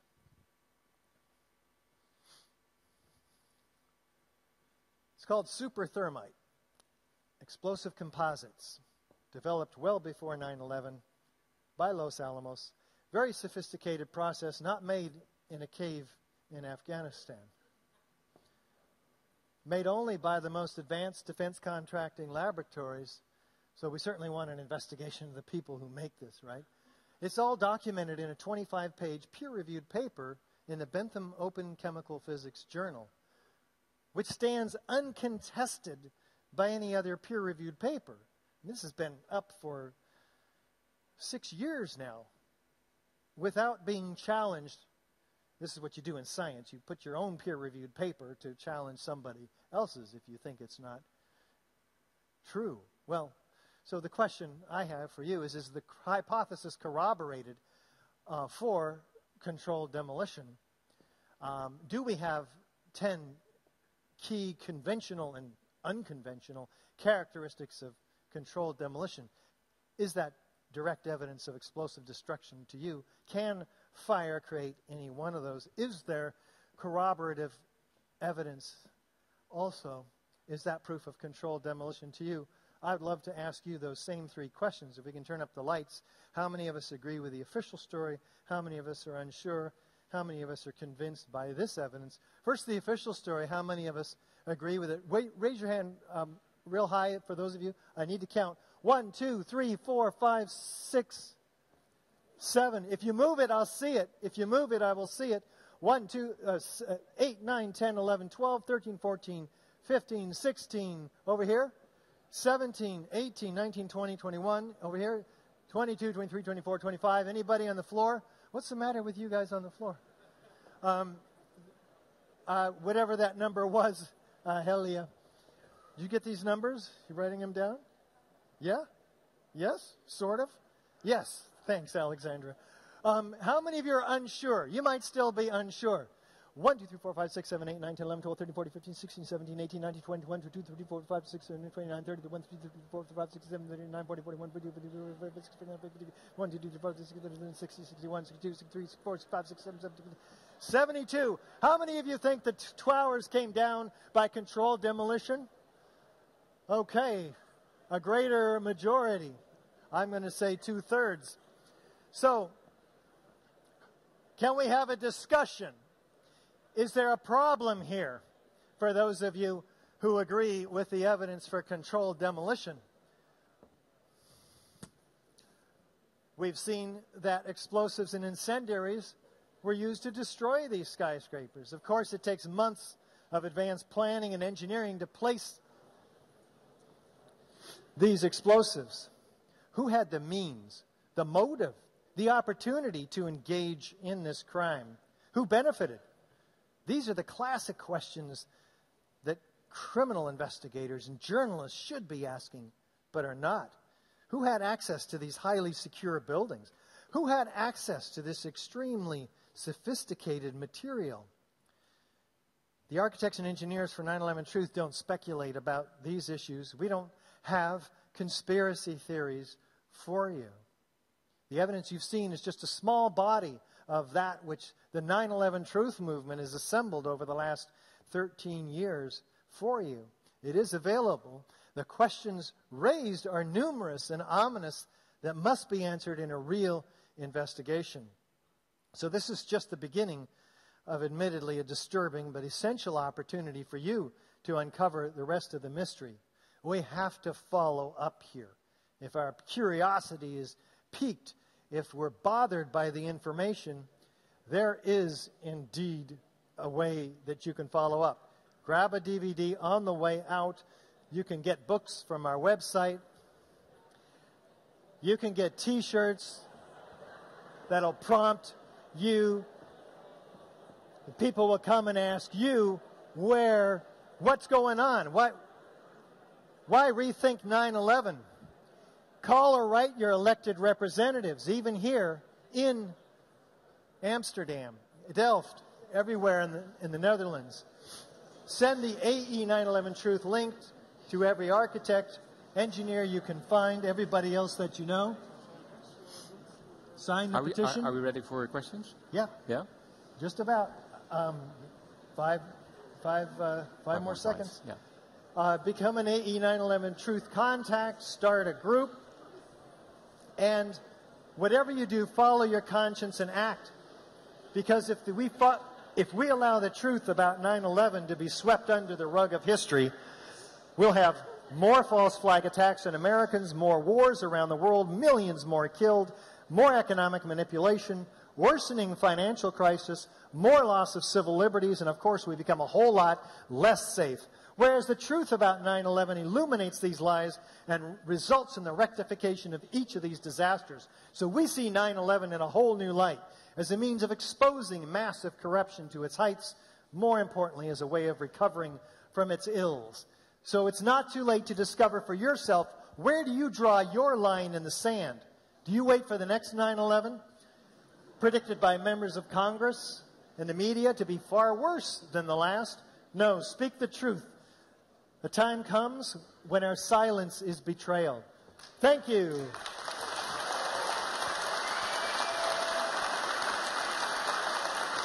Thank you.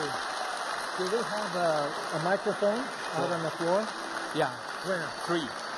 Where? Who's got them? 1. Okay, great. 3 Here's of them. our first question. Would you stand up? Stand up, please. And belt it out. Put it real close. Hi. Thank you for your presentation. Thank you. I have 2 main questions, if I may. Yeah. My first question is, you would like to have justice. I want to know what kind of justice you want to have, for whom, and to what extent. Well, we're architects and engineers. Yes, well, wait for my second question so you can Let answer. me just answer the first one Yeah, first, because please. I hear it. We do want justice. We've got to find out who did this, how they got away with it, how it was set up, right? We're not going to just sit back and present evidence to everybody without some sort of vision, some sort of desire for justice, for the truth. But we are not criminal prosecutors, so we don't know how to go about that. But you want to see prosecutions of people involved and officials involved at the time. Guilty parties should be brought to accountability. Only for Americans, or also What? for Iraqis and Afghan families who were damaged by the consequences Only, of I these didn't hear, things? only for what? Only for Americans, or also for the Well, others? who's ever guilty needs to be brought to justice. We don't have preconceptions about who's responsible for this. Okay. My second question is, if an independent investigation is done and the conclusion is that you were correct, then consequently some could use this as an example to point out a fundamental flaw within the United States politics. So what do you think it would mean for the Americans and the government to confirm this theory? I think there would be a lot of anger on the part of American people and people around the world once they realize that they've been deceived. And I don't know how that develops. I don't know what the process is to manage the upheaval that would be caused, I imagine, by awareness of the truth on a mass scale, that we were massively deceived. I don't have the answer to those questions. I don't feel responsible for having to have those answers. Next question. Go ahead. You showed the parts about people hearing babooms, but you also told us that termite doesn't make a sound, or am I right? Yeah, isn't that an interesting set of circumstances? We have evidence, a testimony of explosions, and then we have thermite, which is less noisy than high-energy explosives. We have both. So I don't find that as much of a contradiction as the official story. Next question? Right here. Well, you have collected a lot of evidence, but what are the legal means, actually, to be able to use this evidence to convince the legal system to go for a renewed investigation? You must have studied that. There are people who are experts in the legal system who I hope will find some way to have an impartial, objective investigation, which immunity is offered to bring forth witnesses, and that testimony is taken under oath. But the testimonies I don't are know there. how to ensure that process. Yeah, but the testimonies are there already. You show them. What? The testimonies are there already. You show them. The testimonies are what? The testimonies are there already. You show They're them. already. Yeah, we've got a lot of evidence and testimony. I completely agree. Do we know what to do with that? We're not criminal prosecutors. The question is it valid? Does it make sense? And there's got to come forth a body of people whom we can trust to investigate this and bring forth the right people and get some real justice here. We're architects and engineers. That's the key question on this moment. How to transfer this into a legal system, as a consequence of which you have the real proof that the evidence leads to the conclusion.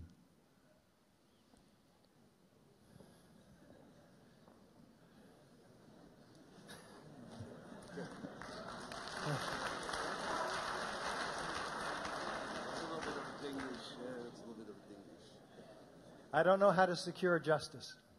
I really don't. We're technical and building professionals. We've convinced most of you that there's a real problem here.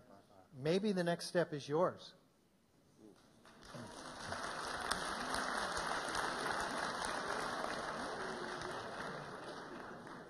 Go ahead.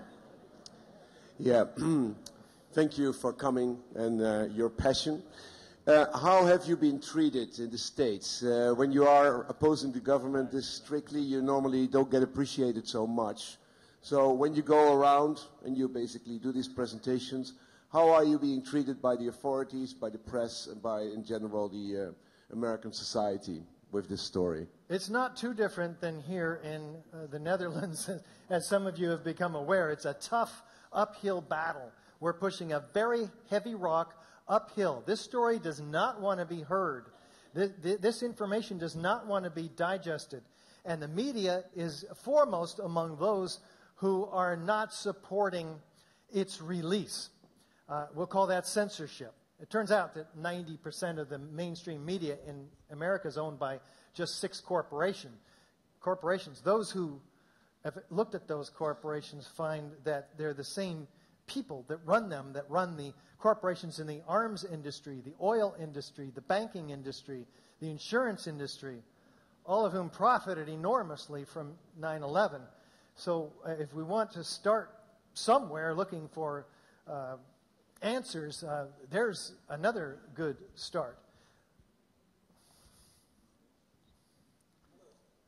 Louder? Are you familiar with the work of Dr. Judy Wood? Yes. And if so, what do you think of her conclusions? Well, Dr. Judy Wood has put together some phenomena, and one of the things that she's put together is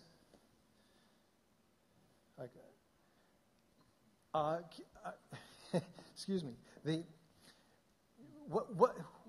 My problem with Judy Wood is that she denies the evidence for explosions, which you've seen overwhelming, irrefutable evidence for. She denies the evidence for molten iron, hot molten iron, which you've seen plenty of evidence for, and the evidence of nanothermite, which is plenty evident as well. And so somebody who denies the basic scientific forensic evidence that we do have, and then provides no evidence for a theory which she can't even highlight, I just have a lot of reason to be doubtful. Let's put it that way. You read her book? Yeah, I have the book. Yeah? Yeah. Did you read it? Yeah. Yeah, look at page 124 through 126. You'll be convinced yourself. You don't think she's putting the evidence there? Read page 124 through 126. Wow. Denies thermite, denies explosions, denies molten iron. She denies, but she brings up a whole lot of other things. And you're denying that. Right. She says that the steel was dustified, for instance. Let's look at this. This is what she uses as her reasoning for the steel being dustified. This is the remaining spire after the tower comes down. She says this thing is turning to dust. But what it's really doing, you can see it falling. There's an explosion on it. It shakes some of the dust off, but it's clearly falling. It's not turning to dust. It's shaking dust off of it. So that's one example of why I have serious doubts. Next question. We're trying to get through a lot of questions in the time we have left. Who's got the microphone? Yeah. Up First here? of all, I would like to say I really admire your work and effort you put into all this, especially with all the ridicule and character assassination from mainstream media.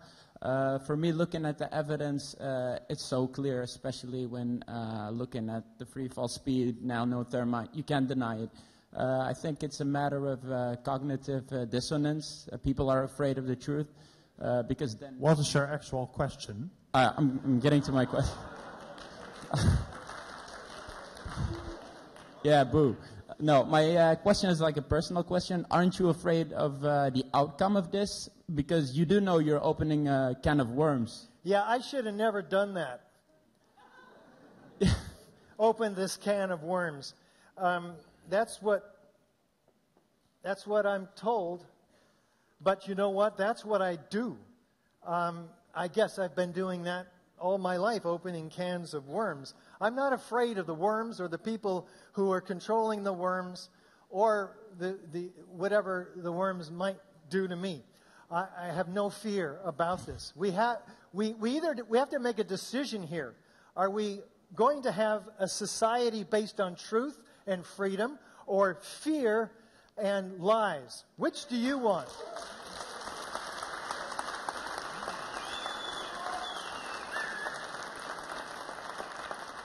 Well, I think it takes a lot of courage for you to stand there. I would not. I think I wouldn't. That's why. In Dutch they say ik zou het niet durven. Dus. That's why we have 2,300 architects and engineers who will back you up when you decide to open your mouth about this evidence and wake other people up who are unwilling to even look at it. We can help you. Next question, right here.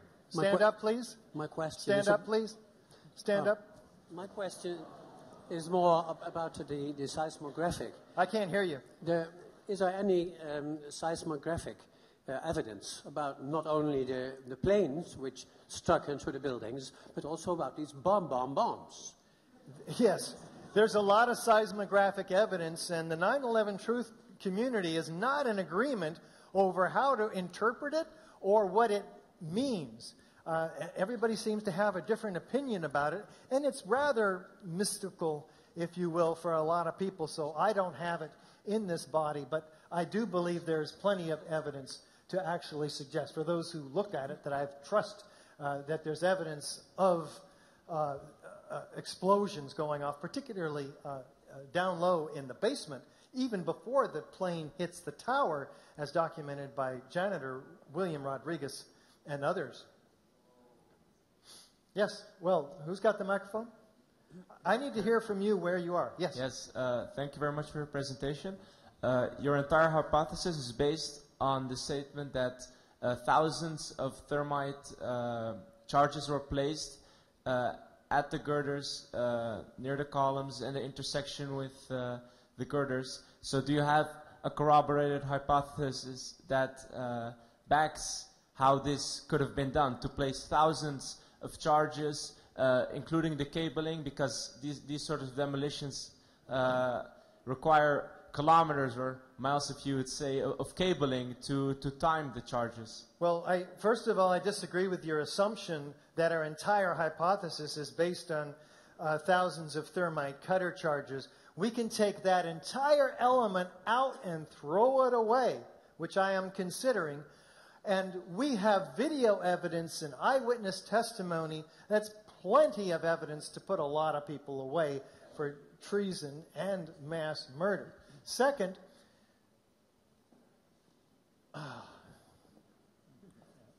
that second part of yours, say it again. Well, cabling. But we're talking about an unlimited budget here.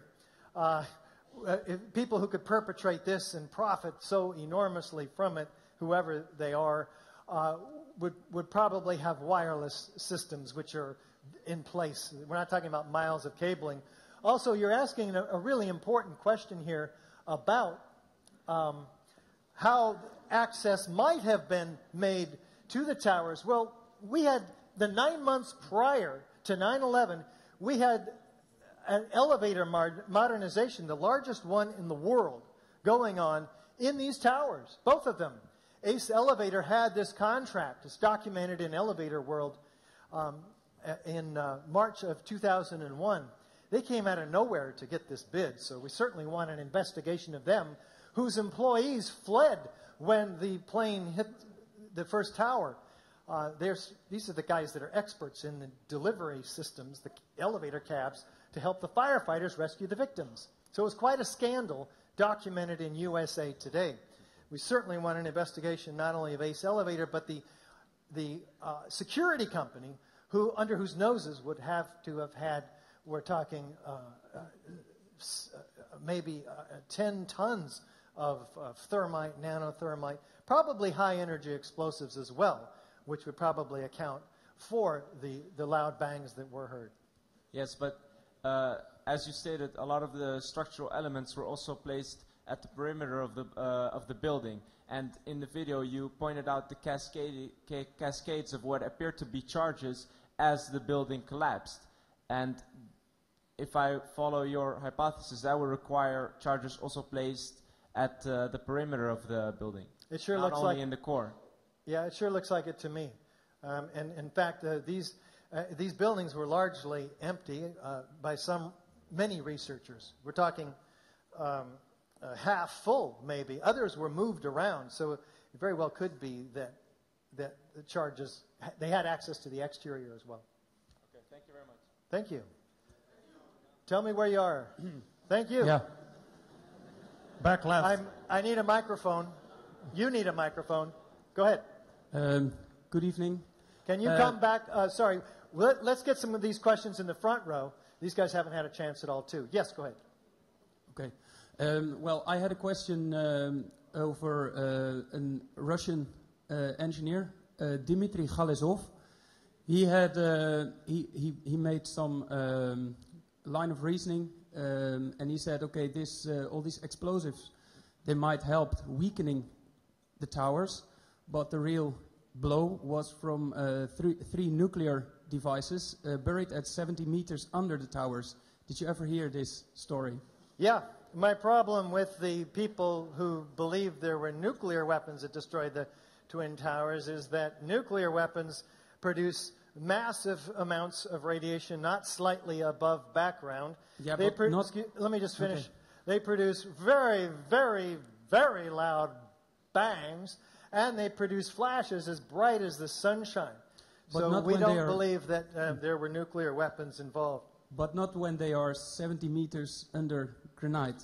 Well, if there's a nuclear explosion 70 meters down, and it's going to come up and destroy the towers, then it's going to release that blast and that light and pulverize that radiation. Yeah. Is there another question? Right here. Yes. First of all, thank you for your presentation. Last 2 hours you have been mostly backing up your own theory. Wait, I can't hear you. Okay. Thank you. First of all, thank you for your presentation. Last 2 hours we have been listening mostly to you backing up your own theory, and you also named something about, said something about objectiveness. I'm just curious about the whole theory you just presented. Are there any strong counter arguments to it? Do you know any of them? I haven't seen any strong counter arguments to this stuff. I've debated people like 3 or 4 or 5 times very publicly. These debates are on our website. You can decide if you think they're strong or not.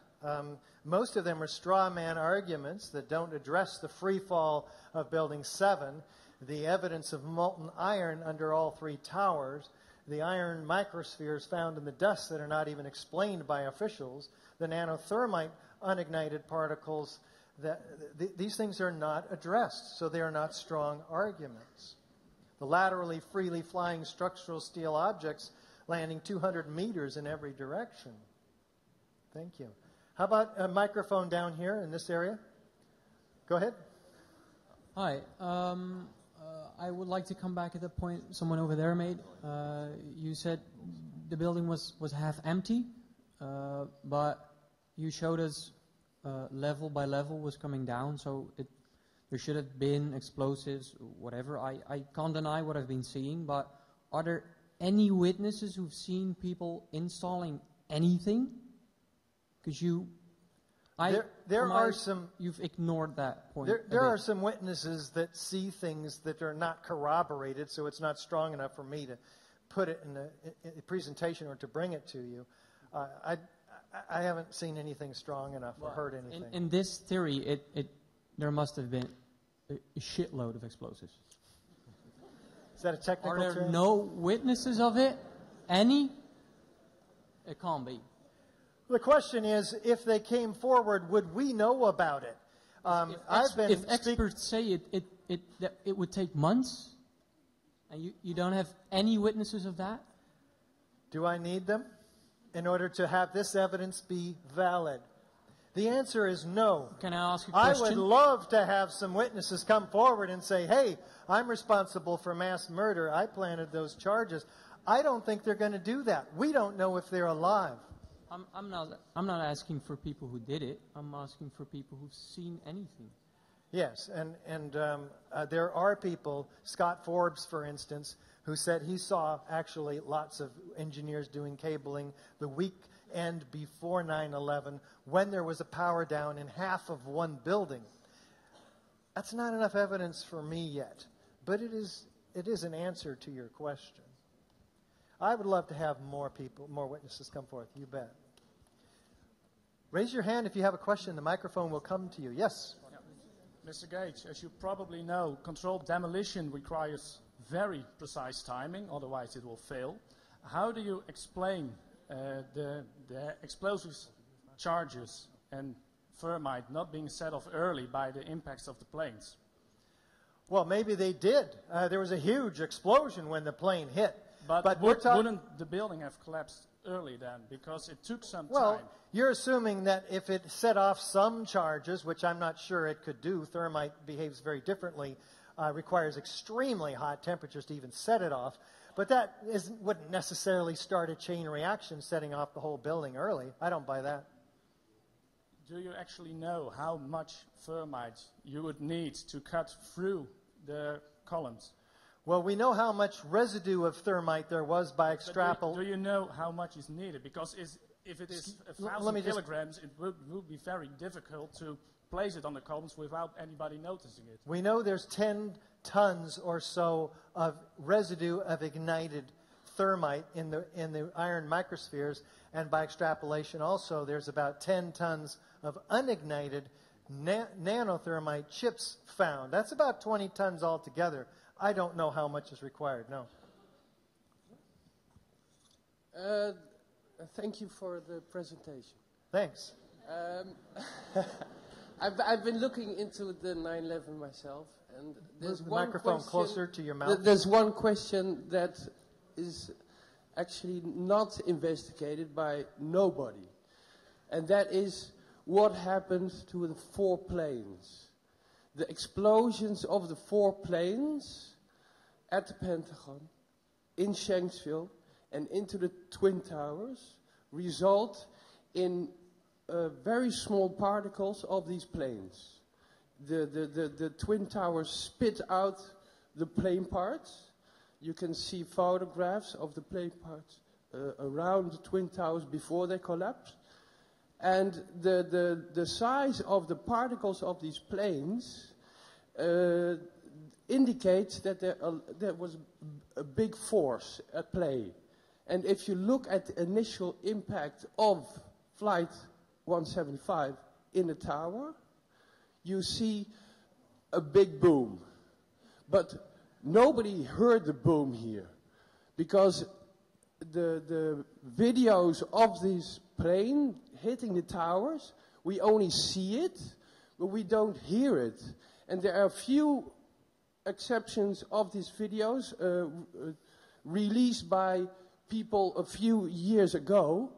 But why is it not that we focus on the initial explosion of the 4 planes? I don't know what microphones were available to record that. I do know that I've spoken in the 400 presentations I've done. I've had 8 people come up to me and tell me that they saw with their own eyes live in New York the plane In fact, two of them, both planes. I'm not saying there were no planes. Both planes hit the buildings. I don't know about the audio, though. The audio is missing from the NIST. The video that was given to the NIST does not have the audio of the initial explosions. I haven't and studied that. I find that very curious that an MIT investigator also said the only thing we would not have investigated is the actual destruction of the plane itself. The force what was needed to explode the plane. Okay, let's go to the next question. I haven't studied that. Go ahead. Over here. Yes. Stand up. Yes. All right. Thank you very much for your lecture, sir. I'm an investigative journalist, and I work for an international radio program. I'm based in the Netherlands, but for over 5 years I do in investigative journalism into many things, amongst other things 9/11, and your lecture is stunning. Thank you. Thank you. By the way, I want to tell you that the mainstream media in the Netherlands is very much controlled, and many people here must have difficulty before coming to the lecture to believe you. I'm coming to it.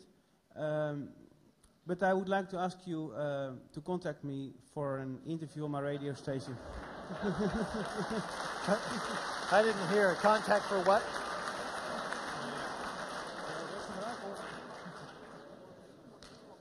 Yeah, we'll talk. Come have a beer with us. We're actually going to go out and have a beer tonight. You guys are all welcome to join us. Over here? Perhaps pertinent questions. We're going to figure out where we're going, too. Vico, find out where we're going so I can announce it. A pertinent question, since we're at a technical university. Since it's official dogma now that office fires can sink steel frame buildings, are there any... Yeah, sorry, start over. There's too much noise. I can't hear you. Since it's official dogma that office fires can now sink steel frame buildings, are there any changes in building regulations? Are they teaching the students here anything differently so that future buildings won't collapse due to fire? There's been no structural changes in the International Building Code, which is our code that most countries use now. None. No structural changes. There's been a few fire code changes, fire coding changes, egress width changes, things like that. And that's a problem. I agree with you. You'd think if fire can bring down 3 high-rises like this, especially one not hit by an airplane, no jet fuel, at free fall acceleration, that the entire code would be turned upside down until they found the problem. But no. The international building officials believe that their codes remain safe. That's the conclusion. Sharp left. I can't Sharp see you. left. Here.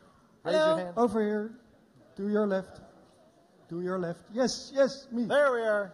In 2006, I spoke to Rick Siegel. Do you know him? He has. I've heard of Rick Siegel. He has footage of something that should be in your presentation. He was standing 3 kilometers away from the explosion, and he was across the river. And when he adjusted for the speed of sound, the explosion was actually before the towers came down. You should put it in there. Yeah, it's very interesting. There's a problem with him, and I can talk to you about that later. Okay. Yeah. Hello, here above. Where are we, guys? Hi. Here above. Hello. Go ahead. Yeah.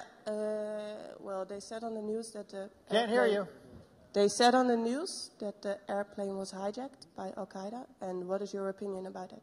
Do you think it's hijacked by American or just set up? I haven't studied these things like others, like David Ray Griffin has, is one of the research pilots for 9/11 Truth has studied these things. What they find is that these planes exhibited very, very sophisticated mechanical maneuverings immediately before hitting their targets in the towers, suggesting that they were remotely controlled.